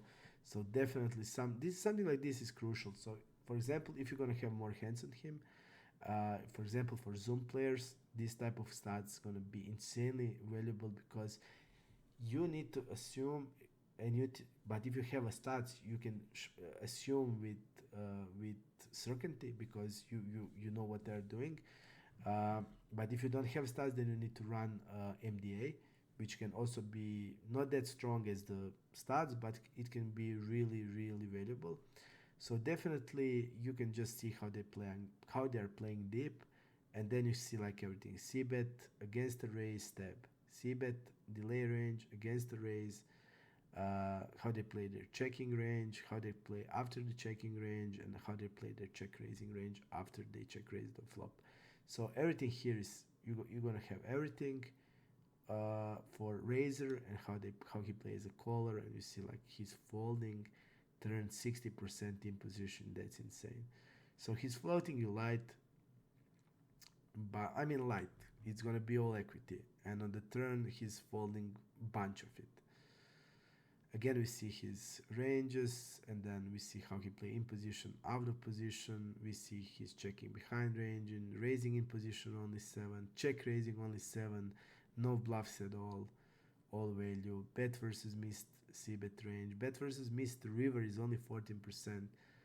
So bet versus missed river 0. So insanely valuable informations are here in the deep if you can get it. For Zoom players, this is ideal. Okay, we did go through the deep pop-up. Now let's go to the multi-way pop-up. So we did go through basically all of this. Now we have multi-way pop-up. So multi-way pop-up is one of the, I think, most high EV pop-ups in the game. And I'm going to tell you why. And we put it here on the number of hands. So if you have a number of hands, it indicates there's going to be more than one. And that's why we put it the multi-way pop-up here, because in multi-way pop-up you're in a multi-way pot you're playing more than one opponent, so by logic we put it in the hands. So we see a multi-way pop-up. Okay, you have here how their complete strategy in the multi-way pots. You see their big blind ranges, big blind overcall ranges, and calling ranges versus ISO. So how much big blind call versus in position ISO versus small blind ISO, and you're gonna see a percentage and number of hands to see idea about here. You see king jack off, king 7 off, pocket trees, how wide his range gonna be. Then you're gonna see how he play as PFR in position, how he play as a PFR out of position in a multi-way pot. So this is a situation when he's in position. That means he has a position against all opponents, and he's under c-betting a lot and overfolding to check raise. Then you see turn c-bet is a multi-way and turn c-bet is a heads up. Again, logically, when it's multi-way, again on the turn, he's not gonna have any bluffs, but when it's heads up, he probably will have some bluffs. No, this guy will basically only have value. And reverse c-bet. So reverse turn c-bet multi-way, reverse c-bet multi-way, turn c-bet heads up, reverse c-bet heads up. So definitely you have their all strategy, how much they skip c-bet and fold, flop skip c-bet. So you're gonna see their checking range basically, which hands you want to see. Is gonna be, is he gonna have a top pair in the multi-way? Yeah, this guy's gonna have top pair. Which type of top pair here? He check with the queen 8 on the queen 10-6 multi-way. He check raise ace deuce. He check raise jack 9 on jack 6 deuce. He check back king 9 on king jack 7. So you want to see still strength of his checking range. Then we see his delay range. So everything this is in red means he's more tighter than he should be in this situation. He should be c-betting a lot more than he is, and falling a lot less, especially now. He's falling a range that is stronger in the c-bet, so definitely room to exploit a lot. So this is fold versus donk on the flop, raise versus donk, call versus donk. So you're gonna see which hands he raises the donk with, which hands he raise, which hands he called the donk, how much he folds versus turn donk, raise turn donk, call versus turn donk. So you covered there. This is crucial because this guy is actually playing it well. So when you're out of position multi-way, generally you're gonna have really low c-bet freak, because whatever two ranges are calling you, when you're out of position, it means that you're out of position to at least one opponent, and whatever range that one opponent in position is calling you and a big blind, you're gonna have mostly range disadvantage on mostly any board. It's rare boards that you're gonna have range advantage on. So this type of board is gonna be mostly like 2 Broadway, ace king 7, ace queen 6 where you have the enormous like all of the ace queens, ace kings, queens, kings, aces. So this is the board that you're going to have a betting range on. But people today actually don't understand that, and this guy actually do understand. But a lot of people, I think the like generally on GG people have like almost 50% of the position, 44. I think it's 44. So that indicates that they are betting in two strong ranges a lot of big hands. So you need to attack them with raising in position heavily. But this player is actually playing this spot good. You see he's only c-betting 13%, which is actually even less than it should be across all boards. But we see that he's even having some bluffs here, having let's see which type of hands he did bet. So that's gonna this guy actually understands. He's betting on basically across all of these boards that are good for his range. Double broadways, king xx, at and ace king ace queen x hands boards. So he's playing that strategy good. Okay, let me see. So these situations you're gonna be able to exploit a lot of opponents, but this guy having correct strategy, we want to see. So this is c-bet strategy, fold versus raise, flop check fold 45%, a flop check call. So he's actually defending also this better than a lot of people, most of the GG pool by far. And we want to see his check calling range, how it looks like. So looking good, a lot of top pairs, middle pairs, some backdoor hands, ace highs, flop check raise, out of position. We see constitution of his range, mostly value heavy here. And then we see a turn c-bet heads up, river c-bet. So we have all of this for in position, out of position, how he play multi-way as a caller from blind, how much he check folds flop, how much he check folds versus step, check raises versus step, check raises versus c-bet, check calling versus c-bet. So these stuff are crucial because now you're gonna see, did he ever call a 2-pair plus against the c-bet in a multi-way pot? Okay, we see that this guy did call queen, queen, deuce. He called the trips.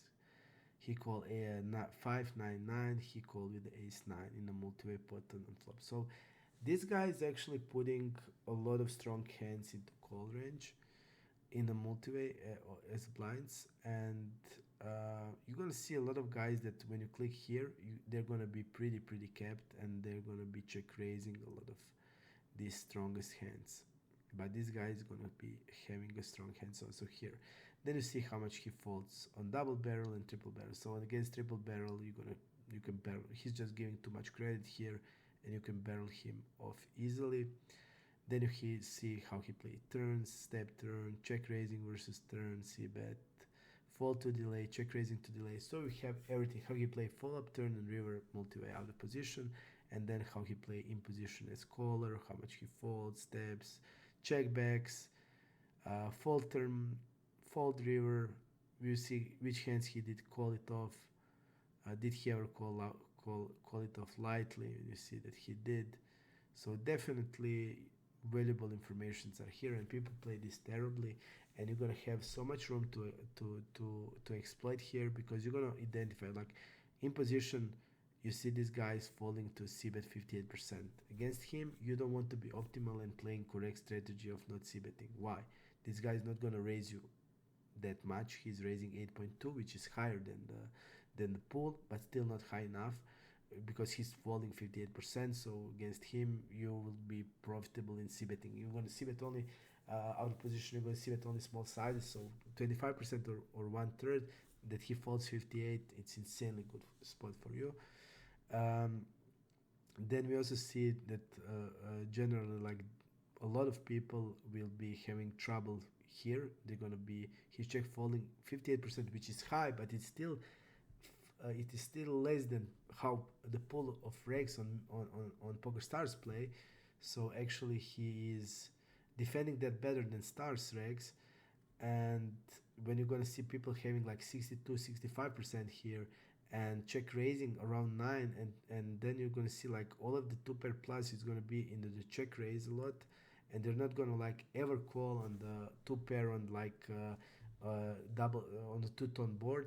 then you have easy game, because you can just put so much pressure on turns and shoving rivers in a multi-way where they will give credit to these lines, because even this guy is like check call, check fold is 79%.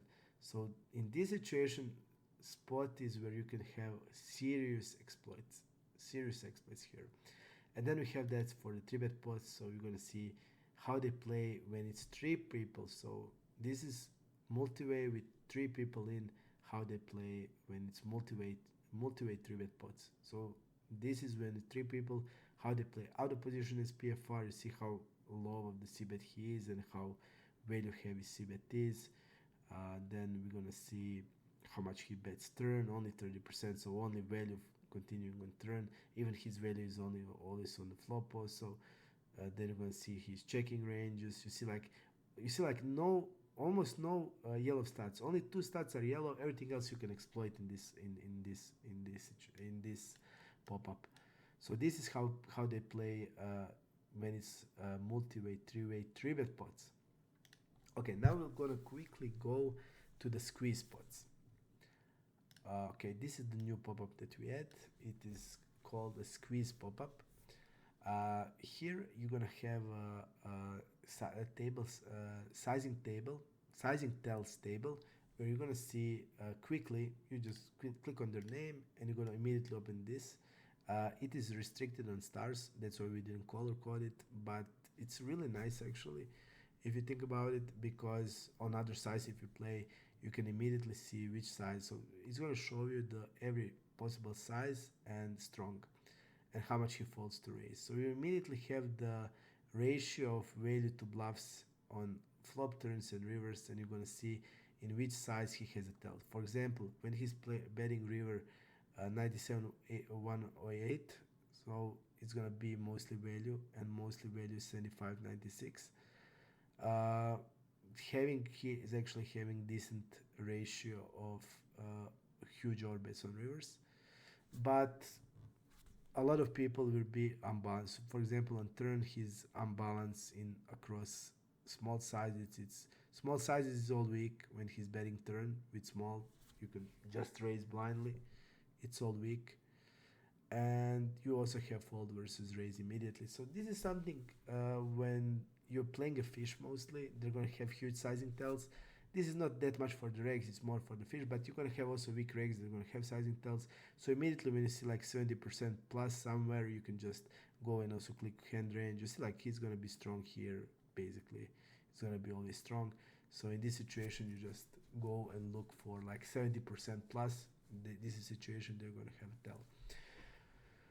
Okay, so this is squeeze pop-up. You're gonna have squeeze, and versus the squeeze, how much he's squeezing. He's under squeezing heavily. You're gonna see range, big linear range, 9s, ace queen, ace 10 suited plus, fold to 4-bet, 5-bet, and then versus the squeeze, how much he folds. He's actually optimal here, calling and 4-betting right amount.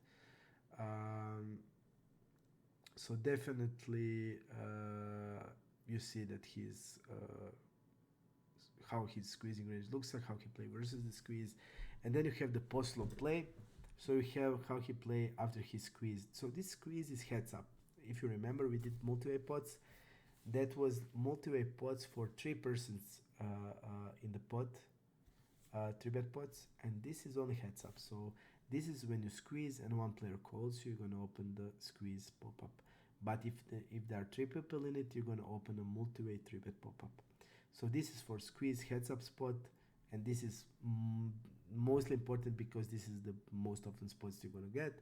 So you squeeze, you get caller, and you see how you play, how this player plays in position, out of position. Again, you have everything. I don't want to be again saying everything. C-bet starts delay after a check raise stabbing, so everything is here, and you also have that after he calls squeeze. So just to have an idea how the pop-up looks, you can see you'll have everything. You'll see their calling ranges, again checking ranges. So everything that you saw for the squeeze pots are also here. So this is the squeeze pots. Okay, now we covered the squeeze pots. Also, when you open like any stat, it's gonna show you the pop-up connected to that stat. So I'm not gonna go into details about like we see this is no bet. So this is checking range when PFR. So this means no bet, no bet. So bet didn't happen as the PFR. So PFR didn't bet when he had opportunity to bet, and uh, like PFR is Preflop Raiser, so he will bet a lot, and generally when he's no betting, you want to see how he played that range that didn't bet. So that is his checking range. And if you click here, it will immediately open your pop-up when he Preflop Raiser didn't bet. So out of position, skip flop C bet, and it's gonna open your pop-up.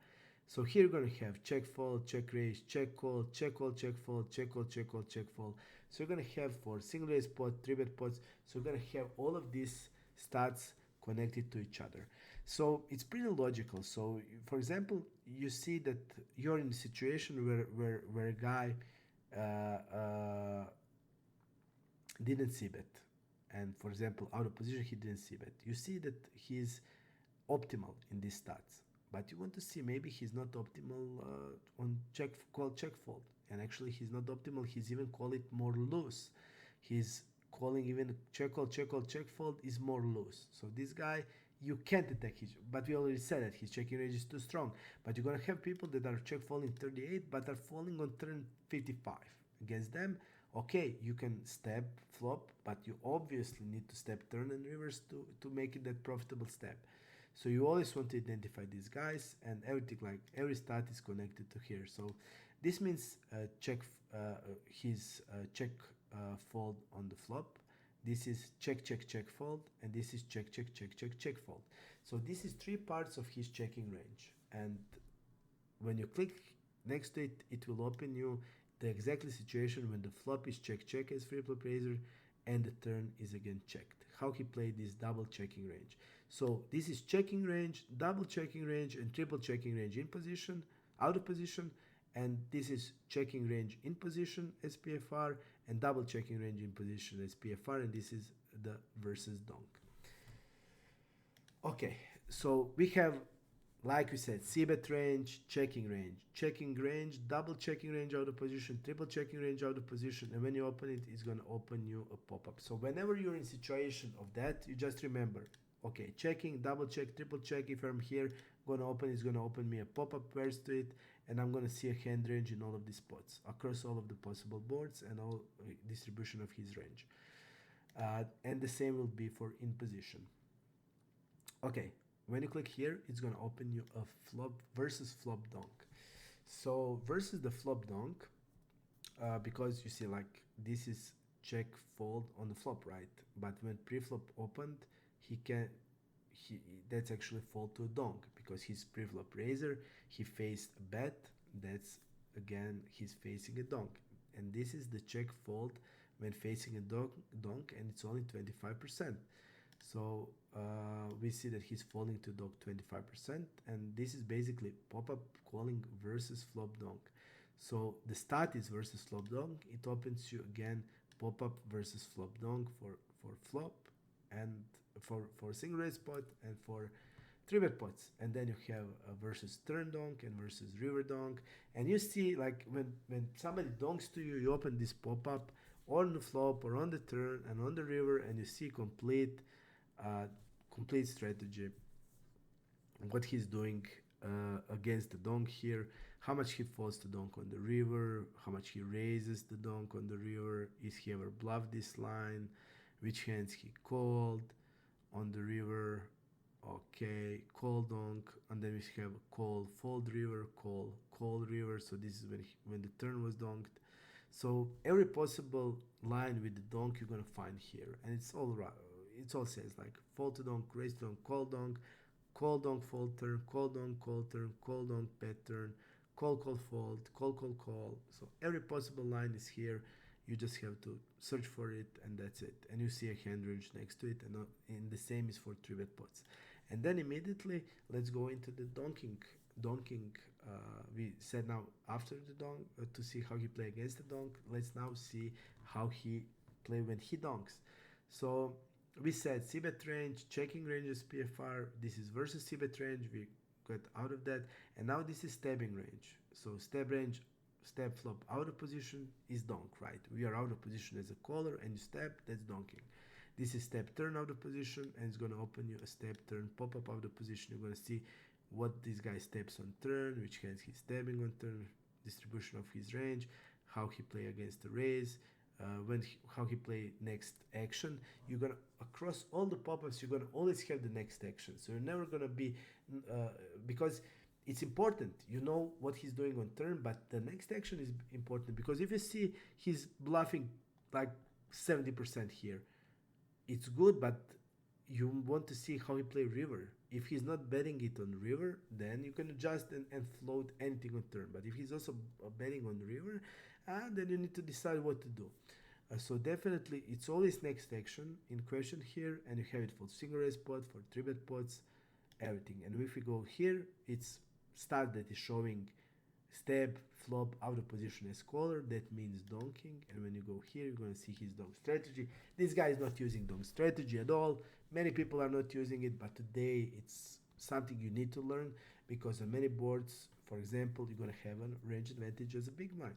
If the board is like 4, 5, 6 and you're against UTG, like you're going to be, people are going to check behind pretty frequently against you, and your range want to build a pot because it hits your range so good. You have all the 2 pairs, all the straights, and there will be many boards where you will be only one that's going to be able to have a straight. Let's think about the board like 4, 6, 8. And UTG open and big blind calls. Big blind only has 5, 6, 5, 7 suited, and it can be a possible of 2 straights. And UTG is not going to be even having these hands. So whenever it's this kind of situation where big blind range heavily hits some boards, you want to develop donking range, and that's why you need to have a donk range, and you want to see how people we just can't see nothing here because this guy is not using donk strategy, but generally want to see he only donk with basically ace queen on the ace 3-5, so that's it what he did. Donk flop, donk turn, donk river, donk flop and next action, donk flop bet turn, donk bet, fold to raise, donk bet check fold. So we have every further line, so future line, but you also have the broken line. So you have all the possible situation you will be in. You're gonna have a data for that. So my goal about this HUD was that every part of the range is shown above my opponent, and every following the line of that range. So every possible line, every action, especially broken lines, I want to see how the range looks like in that spot, because when I know how the range looks like, I can then make big adjustments, and I can then put them in a tough spot. But now when we make also color code, it's much now more easier because now you will actually see by colors and you don't even need to think about the numbers. Okay, so this is going to be for donking. So you have everything. Here's going to be out of position step turn. So step, like we said, out of position, first 3, flop, turn and river. This is step turn, out of position, logically step, turn, out of position. You see step turn range, you see distribution of range, you see many turns of boards, everything like it was. Step turn bet river, step turn fold versus raise, step turn check fold river, check call river, hand range. Like you see everything. So which hands he step turn, check fold river, which hands he did put in check call. You see like even a lot of top pairs he decided to actually not value bet. So he step turn on a flop was check, he had a king queen, he step turn on the king, and on the jack he decided, okay, now I can't value bet it anymore, I'm checking it. You want to see this kind of information, because when you will be in this situation, you see that he checked with the king queen when the situation was like that, and you know that he's not really betting king queen there, and when he steps, you're gonna know he's okay, he's now polarizing to two pair plus, and then you have much easier bluff catch in this situation, because for example, king queen is a clear stab on the river, But if he's not putting it there, then when he bets, he's going to be more polarizing to 2 pair plus. So all of this is informations about all of these parts of range are crucial. And you also have that for 3-bet pots. Okay, so I'm not just gonna tell you. So when I play against my opponent, I'm always looking, basically, I'm always looking through all of these parts of the range, because I'm always putting all of the parts of the range together. When I see that he's c-bet, I immediately look in his checking range, because connection of these two ranges is actually showing the strength of the range. Yes, you can easily go to pop-up and find what you need, but also you can just see from this how his general range looks like. You see his c-bet range, you see his checking range, and you immediately see that probably something is off here. So this is a yellow, this is red, and he's not folding turns and rivers. So something is off. He's having a too strong checking range or too bluffy betting range. And when you go to the pop-up, you actually see why is that, because we did go through this and I explained why is that. So I'm always looking the stats together. When I'm looking c-bet range, I'm looking his check folding range. Again, something is off. He's betting 84%, but his check folding 39%. So that indicates his c-bet range is again really bluffy, because his checking range, it seems easily calling steps on turns and rivers. So checking range, double checking range, triple checking range, out of position, same, is in position, versus c-bet range, again connected is stabbing range. So when I see somebody, okay, he falls to c-bet 40%, but he falls to a delay 53. You're gonna have people that fall to c-bet 40 but fold versus delay. Let's look at here, for example. This guy falls versus delay. Okay, this guy is okay, 53. Okay, on GG it seems like everybody's, yeah, these guys are all stationary. Yeah, this pool is all station, but generally it's gonna be a lot of people. You see, like this guy is falling to c-bet 38. He's falling versus delay only 45, and he's stabbing 36. So this guy is like what I notice on the GG network. The guys are just a lot of stationary, not that aggressive, but they are just not like they like to call. So usually you're gonna have a lot of opponents that are gonna identify that, for example, they're gonna be defending c-bet like 40, but their delay c-bet, fold versus delay c-bet is gonna be like 60, 65.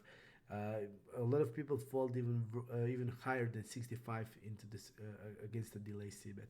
So against these guys, you will be just not gonna put much bluffs into c-bet, because why put the worst hands into c-bet when you can just fold them out when it's delay line?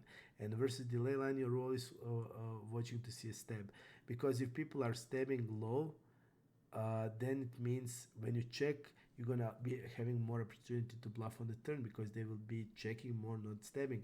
But if somebody is stabbing 70%, I wouldn't delay c-bet anything, because it's a bluff, because whenever I check, he's gonna stab everything to me, and I'm gonna need to fold my bluffs. Then I would be c-betting bluffs in and strengthen up my checking range, so I can play against his stabs easily. But the whole point is that you need to connect all of these stats together to have an idea about his range. And then after that, go to the pop-ups to see a real treasure, because in the pop-ups you see complete strategy, you see a complete hand range there. Okay, let's quickly now, we also have the Overbet pop-up. In the Overbet pop-up, we can see basically how because now in-game Overbet is something that everybody is doing. So we want to see out of position. So this is out of position versus Overbet size, in position versus Overbet size. So turn check fold, turn check call. You're gonna see which hands they're calling against an Overbet, on which type of boards, and how is generally their structure of calling. You see like this guy having a lot stronger calling Overbet range out of position. In position, he's basically optimal. He's gonna have some lower hands, but out of position when he calls Overbet, and he's still he's still folding river 63%. So he's calling really strong range out of position, and he's still folding river against any size 63. But then you're gonna also have here against the Overbet size 79 against 120 plus. So against him, printing Overbet turn, overbetting 150 river, printing money. And you're gonna see which hands he actually did call on the river against an Overbet on against any bet on the river. And if you see here, you can see against an overbet, or if you go here, you can see which hands he did call. It's like he against 120 plus, he rarely called with a weak hand. Only 7% is weak. So you have that out of position, in position. So turn fold, turn call, river call. Generally river fold against an overbet. So this is generally river fold against an overbet, and this is how he play as a overbetter. So how much he overbets the turn. You see only 5.6, so heavily under overbetting in position as he should be, and heavily under overbetting as out of position, and he's only equity heavy, no blocker plays, nothing like that. And on the river, 95% plus. Yeah, he's mainly for value. Finds some bluffs, but rarely. But when he's bluffing, he's actually using the big size there, and also some with the lower size on the river. So you have everything about their overbet strategy on turn, on rivers, as a caller, and as a overbetter. Okay. Now let's go into the just to also show you the versus delay cbet. So also versus delay, when you see somebody's folding 53 versus delay, when you open it, it's gonna open your pop-up where you see how he played against the delay. Check fold versus delay, check raise versus delay, check call versus delay. So you're gonna see which hands he called against the delay, check raise against the delay, how much he check folds, and then following line, of course, you're gonna see how much he folds river, calls river, check raises river, for single raise pot, for three bet pots. So every stat is like that. Also in position, every stat is generally connected to pop up for that stat. So if you see fold versus delay in position, when you open, it's gonna open your pop up in position, caller when the flop was check, and you see how much he calls delay, folds delay, raises delay, and the following action. Everything is logical, and basically just know whatever stat you need to find, you just ask yourself which is the line, is it delay, check, bet versus c-bet, and just click there and you'll find what you need to find. And all the following actions are next to it, and it's super easy to navigate. Okay, now I'm gonna show you limping pop-ups. So this is for the fish, but also some regs in today games are using it. It started, we had discussion on Discord. It actually started, a lot of people started to use the limp strategy, don't know why. They are super unbalanced, so this is gonna be also much more valuable. Okay, so this is basically for the fish, like I said, but also some regs will use it. This guy limped it also. He actually didn't. We don't see 0.1, so basically maybe a misplay. But fish gonna have, for example, 16% limp, 20% limp, 25% limp, maybe 50% limp. You don't know what type of fish you're playing. Then you see how much they fold to raise, which hands they're calling to raise. We don't have stats here. Which hands they're limp 3-bet. But versus the fish, you're gonna have these stats, how much they raise first, so you can compare raising first versus limping range. And then you're gonna see a limp pot as in position versus limp. So this is situation when fish limped and big blind checked. So this is basically situation when fish is the preflop raiser, because we can basically look that in that way. Because when fish is not when fish is only limping and the regs are not isolating them for small blind or the big blind, regs did cap themselves for maybe 30-35% of the range that they would isolate the fish. So they are pretty much capped, and we want to see how fish play when they are basically uncapped, because fish can limp aces, kings, ace king, ace queen, but reg would isolate all of his hands, so the reg doesn't have it. So we want to see how they play against the big blind only. So this is heads up against the big blind, and this is multi-way pot where the small blind also joined in. So you will see how much they bet, double barrel, triple barrel, which hands they check behind. So you basically have an idea what they're doing post flop against the big blind and what they will do against small blind. So in the multi-way pots, because you will have some fish that bet range in all of this situation, they bet immediately flop. So we want to see which hands they're betting, how they playing against a check raise, how they are, how their checking range looks like. You're gonna have everything here, and we have one cool spot also here. I'm gonna show you that. So this is situation. This is situation. Apologize. So this is situation when it's limped pot multiway. So fish limped and you have a big blind reg and you're on the small blind and you're thinking, okay, how wide do I want to limp there? Because obviously you want to play against the fish, but you have a big blind there, maybe big blind or ISO. So you always want to see how much you see, like against this guy versus in position and small blind, he's only isolating 14%. So against, when I open this pop-up, I want to see reaction of the big blind to a limp of the small blind and the limper, mostly likely a fish. So if I'm seeing 14% ISO and not 30% ISO or 35% ISO, but then we can basically limp in anything that is somehow connected. If you're gonna have 6-8 off, yeah, you're gonna limp because you can play pot with fish, giving just 0.5 big blinds to see a flop with a fish in. So definitely you want to join in. So we want to see how much he's isolating generally versus one limp. You have ISO fold versus 2 limps. You also have, so you're gonna have complete strategy there. Also buy positions if you want to see that. And then you see big blind versus limping position multiway. So how the big blind plays generally in this situation. You see this, he did play this situation on GG sometime often, and he folded 79% to flop c-bet, and then he check raises only 1.3%. So definitely super, so like what he did check call then.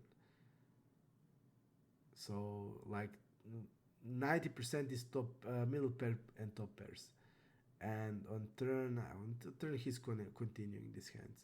So this situation, everybody limped multi-way, and he's folding to bet 79% of the time against in position, and against small blind lead he's folding 70%. So this situation, flop pre-flop small blind limped, in position limped, big blind checked, and then suddenly on the flop small blind decided to lead, and he's on the big blind. You see exactly how he played big blind as against the small blind and how he play against the fish. So you can then decide, okay, do I want to, maybe if you see that he's isolating a lot, but you see that he's folding a lot to leads, he's not raising leads at all, he's only calling them, you can also play profitable in this situation. So I think really cool pop-up just to see, like, this is the spot where you're going to be often when you have fish on the table and fish limps, and you want to see, okay, how wide can I limp in to join the fish? And then you see, okay, against this guy you can just be really wide. And post flop he's pretty I mean straightforward. He's over folding, folding 70%.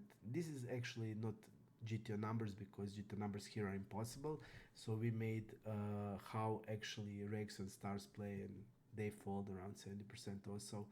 So 68 to 74, 73% they're folding. So definitely room to exploit. Because now you know, like, this is compared to stars regs, so he's playing similar to stars regs, so you know. Okay guys, we did cover a lot here. Let me think what I want to show you more.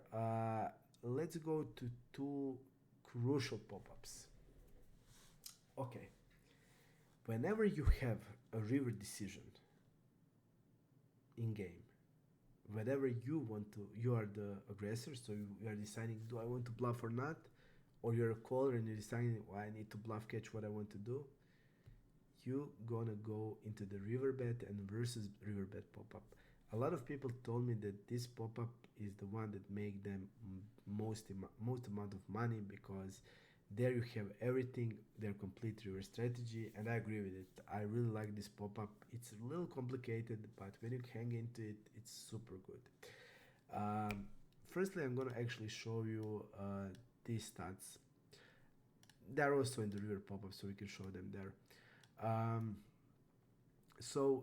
We also, like this, you're gonna have everything. You're gonna have this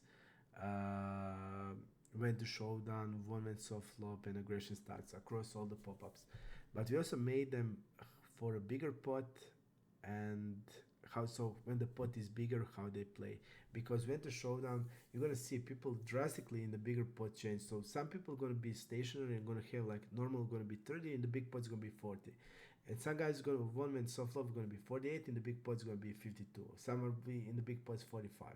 And then you also have in game, you're gonna have aggression frequency, and you're gonna have besides this number, you're gonna have aggression frequency against a hero.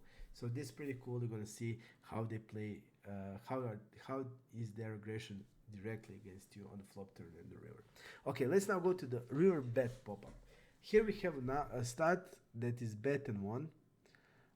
It's 58 for this player, which is huge. So whenever that indicates he's basically mostly value betting. And here you're gonna have stack sizes. So this is stack sizes 25 to when the pot is less than 25 blinds on the river, between 25 to 65, 65 to 100, and 120 plus. So you will see their entire strategy when the pot is small, medium, big, or super big pots. Okay, so this is out of position, in position. So this is total, and this is after certain lines. Strategy changed after certain lines. That's definitely thing. So we see here splitted by sizes, we see their river bet. By colors, you will know if they are betting more than they should be, less than they should be, are they optimal. So this guy is using a lot of, on the river, this 70 to 95% pot, and we actually see only 27% weak. So he's mostly value betting in this line, in these situations. You're also gonna also have it on the various runouts. You're gonna see which type mostly bluffs, so you can catch his tendencies. So for example, you will maybe see that he will bluff on the river on the third flush or fourth to a straight, or maybe pairing the top card or stuff like that. So you're gonna see basically every possible turn and river action, and then you have distribution of his range, and you see like 70% is value, 70% is value, 73% is value, 27% is a bluff. We see that number here. It's far lower. Whenever this is red, you know it's lower than it should be. He's optimal in the small size, and this is total for out of position, for in position, and then you have a bet fold number. You see that he's actually bet folding a lot against these small bets and rarely bet calling. And when you see click here, you're gonna see which hands he actually bet called. You want to see maybe he blocked middle pair. Did he call a raise against? Yeah, he did call queen 6 raise. He did call 9-10 here raise against the block. So definitely you still see, just to have an idea what hands he be bet calling, but generally you want to know how much he's bet folding, because then you're going to decide how much you want to raise as a bluff. And then you have a certain lines. You have after betting turn. This is basically the strongest line because he bet turn and now he's betting river. So people are strongest in this line. You see like he's much stronger here than in total because this line is stronger. And we actually see that he's basically, even in the block, he's too value heavy, and in the big sizes, he's so much value heavy.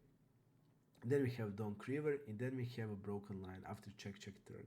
So this is the interesting. So whenever you're in the river spot, you just go into the river pop-up, choose what was the line. If it was the strong line after the bet turn, is it the broken line after the check turn? You see the size, you will see their hand range, which hands they bet, what is distribution of their general range. If you want to see which bluffs they use, you go and see which bluffs they used.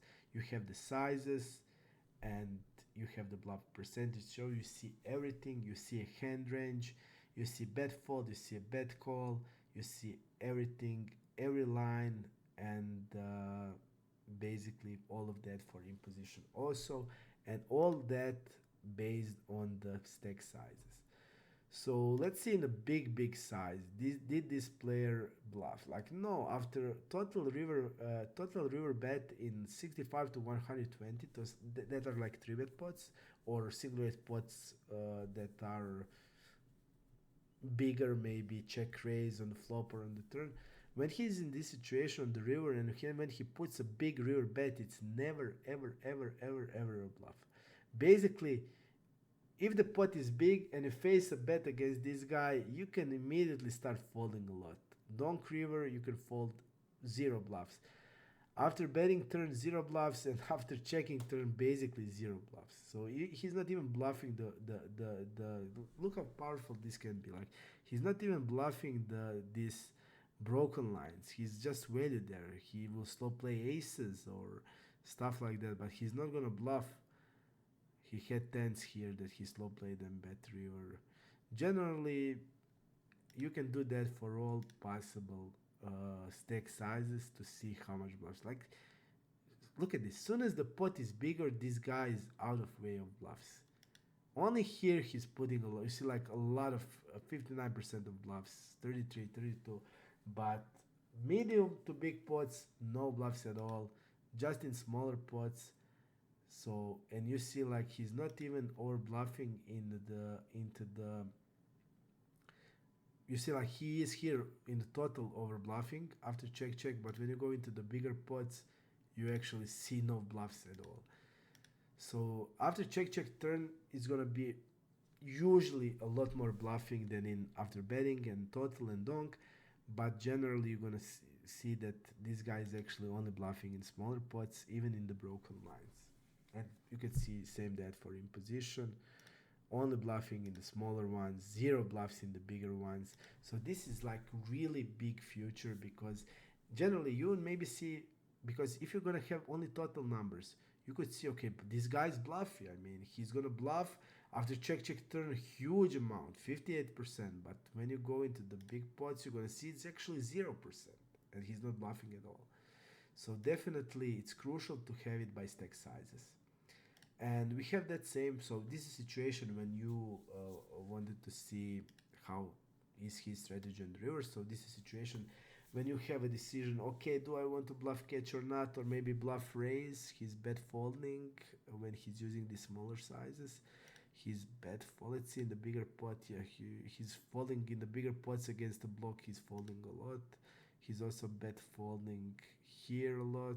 In the smaller pots, he's actually not bet folding that much, but still, you can still, I mean, he's around optimal, so you can go crazy, but in the bigger pots, you can go crazy.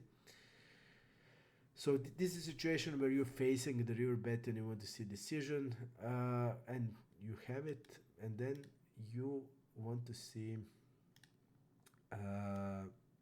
So you are on the river bet. You want to see if I want to bluff this guy or not. You're gonna go into the fold versus river bet pop up, and you're gonna see their complete river strategy when they are the caller. Will they bluff catch? Maybe bluff raise. Everything is here. We have called river start to know, and here it is. Okay, so this is their strategy on the river. Again, out of position, in position, total by sizes, and lines after betting turn, after calling turn, after check check turn. So complete their river strategy is here. You see how much they fold. Then you see which hands they are calling. Let's see which hands did he call an overbet here. We want to see constellation of his range, and then we it's good to have a total. It's good to have a line, but it's best to go by the stack sizes. It's much more important. Okay, you see, like after betting turn, you see actually this guy is like, this is usually, but that's because the guy always like to protect his checking ranges. It's like he's super underfolding when he bet turn, because his checking range on the river is super protected. We're gonna see here for sure a lot of top pair hands, even slow plays. We're gonna see here, yeah, you see like how much even slow plays we're gonna see, how much top pairs we're gonna see. That's not normal. But against a big bet, he's still gonna be giving credit and overfolding. After call turn, we see he's only falling to an overbet basically. Everything else he's basically overcalling, so not the ideal guy to be bluffing with. And after check check turn, he's also defending every size except an overbet. Great. a lot more. He's super stationed in this situation.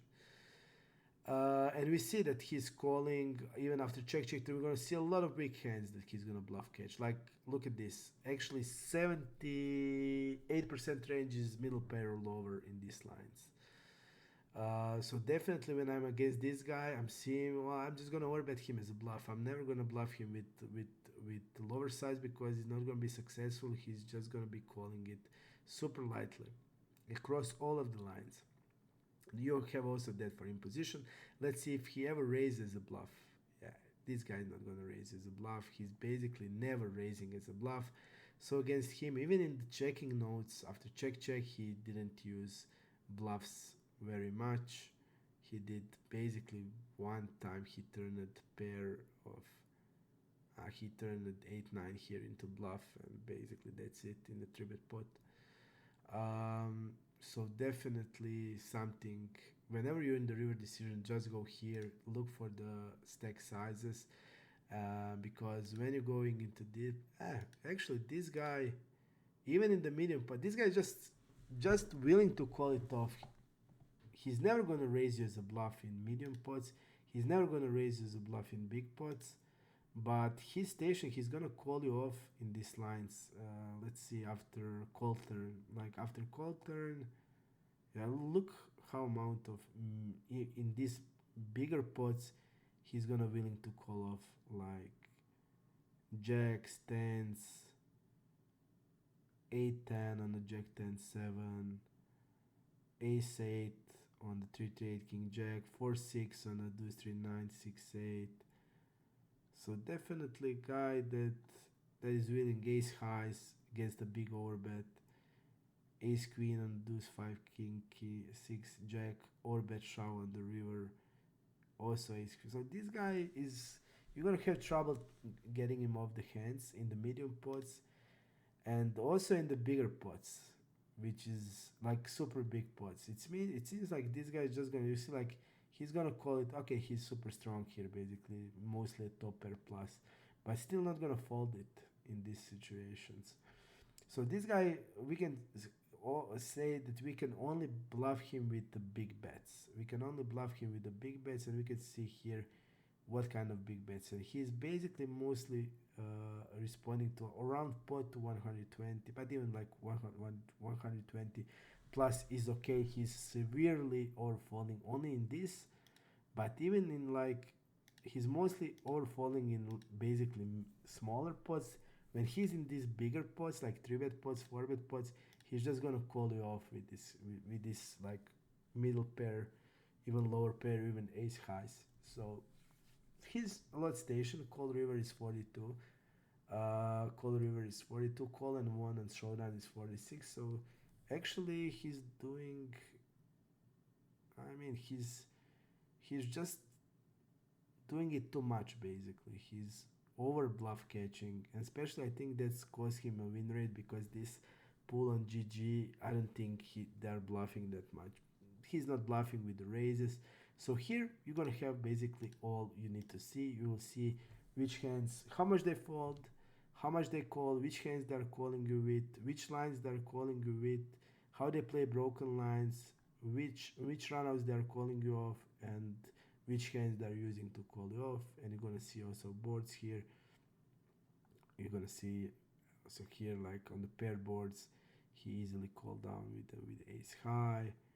So you're gonna see here by percentage of weak hands. Let's see what he called. He called king queen on the river easily on the 5 deuce 5 8 7 and stuff like that. So he's willing to call king high, ace high, but in these pots you need to attack him with overbet, because against overbet he's gonna be folding a lot more than he should be, and that's where we need to attack. And you want to value him in this normal sizes more. And that's gonna conclude the river pop-up. Basically I think we're going through the most of the pop-ups. Yeah, whenever you click any stats, it's gonna be showing you that pop-up also. But for these smaller pop-ups, I think you get an idea. I don't need to go through all of these stats again. Generally, what is key takeaway here? Key takeaway is always look for colors, always look for colors, because now uh, with the colors you immediately know is if he is balanced or unbalanced, and where is the room for attack, and where is the room to be cautious, of course. So definitely look by the colors and try to get used to colors. The numbers are not that important. More important are the colors. Um, if you want to use the HUD for analysis, it's really great, and we also did add an option that I'm going to show you. The option is, I'll need to go to the range research to show you that actually. Just let me see. Okay, quickly go here into the range research. So into the range research you go and let me see. So into the range research options we can go, so I can show you the pop-up, but I can also show you here actually. It's gonna be faster. I'm gonna show you here actually until it opens range research. In the range research you can make analysis of the pool, because you can go through any of these pop-ups and see how the pool is playing, and then you can go Breakthrough GTO option. So this is the Breakthrough GTO. You're gonna have exactly the same, the correct values that are based on the GTO or on MDA. So you immediately know how much they are, for example, how much, you see, like he needs to have bluffs around 31 to 35 in this size. He's only having 28. So you will see for every possible pop-up, you will see the right frequencies for in position 3. Like every possible pop-up, you're gonna have the right frequencies of 3-bet, GTO stats, GTO frequencies, MDA stats. So you're gonna see right frequencies, and you're gonna see. So this is when you want to see how far are you from the right frequencies. You will just go here into the options of profile Breakthrough GTO, and it will show you for analysis. It's going to show you it's going to show you all of the data. So for analysis you're going to use this because you will see correct ones, and you can also use that for a pool to see how some pool or some regs or best regs or passive fish, whatever you want to see, you can add with these options. And I'm just going to also announce, guys, we're gonna get a Christmas update, and we're gonna put something really good that I think everybody will enjoy and like, because we're gonna put a tab with EV that's gonna show you how much money any possible line is bringing you, and you can then also do it for pool, for the regs, for everybody. You will see every line, like bet here, a check raise, check bet, check raise, check raise, bet, double barrel, triple barrel in these spots, check call, check call, check call. Like any of these lines, it's gonna show you how much BB's 100 is bringing to you. So we will immediately have a best possible leak finder, because it will show you anything where you don't make money, and you can then compare with pool, and then you can compare with best tracks to see where do you need. So you're not going to need any leak finder, because you're going to have the best one possible, and you will just compare yourself with the best tracks and see, okay, I'm missing money here, I need to work on these spots. That will be introduced in the newest update in the Christmas. So we're going to release it day before Christmas, and you're gonna have tab in EV in any possible line that's gonna show you how much money you get in that line. So this is the new feature we'll be adding, and this is range research. So here you can see pool playing GTO. We see that this pool is not playing GTO, out of position, in position, as a preflop. As tendencies basically are off. So you can, any pool you can just check, any pool, any type of people you can check in any also spot, and you have with the Breakthrough GT option you have the frequencies. Okay guys, that's gonna be it. We are almost 3 hours. I hope you can take what is important from this, because the HUD is very logical. It's very simple. It maybe looks at the beginning overwhelming, but it's logical. Like every stat you click, it's situation that is connected to that stat. So it's super easy, and you have all the possible lines. So you just need to know. You just need to go to see what means delay, step, a C bet versus C bet. If you know that, you know where to find it, and you can find the stat or spot you're looking for. We worked in the top high stakes guys to give us all about infos they need and all the lines. So a lot of them on Discord just wrote me, put this line, put this line, put this line, and we put it all of the lines. So you're gonna have everything. People a lot on Discord ask me, where is this? Where is check bet check? Where is check bet check call on the river? And they write me, okay, you need to add this. Everything is added now. You have every possible line. We did it. You're gonna have everything. You don't need to worry. Every part of the range is there. You just need to learn how to think and learn which stats means what, and go there and you will find the stat. I'm pretty sure there will be pop-ups that I didn't go through, but doesn't matter. I think the majority of them we would go through, we were going through, and I think you have an idea about. The new update is coming in the Christmas. I hope you like this one. I'm really excited, and it's really good to play. When I'm playing, I have all color codes, so I immediately know what they're doing. Where can I exploit? It's pretty fun to play like that. It feels like you have some tool that's not even illegal to have, because you immediately know what they're doing wrong, and I really like it. So I hope you also like it. I hope this video helps you using the HUD, and I hope you're gonna join my Discord. A lot of people are there. Somebody can always help you if you have trouble with something. We are almost 700 people on Discord, and I'm doing it all alone. We started from zero, and I thank you for joining in to helping the community grow. And I'm really happy about it. And I hope I see you soon with a gameplay video. If you have any idea what you want to see, let me know. Maybe MTT, heads up. A lot of people ask me about heads up, so maybe I'll make heads up video. Whatever, let me know, and see you soon. Bye.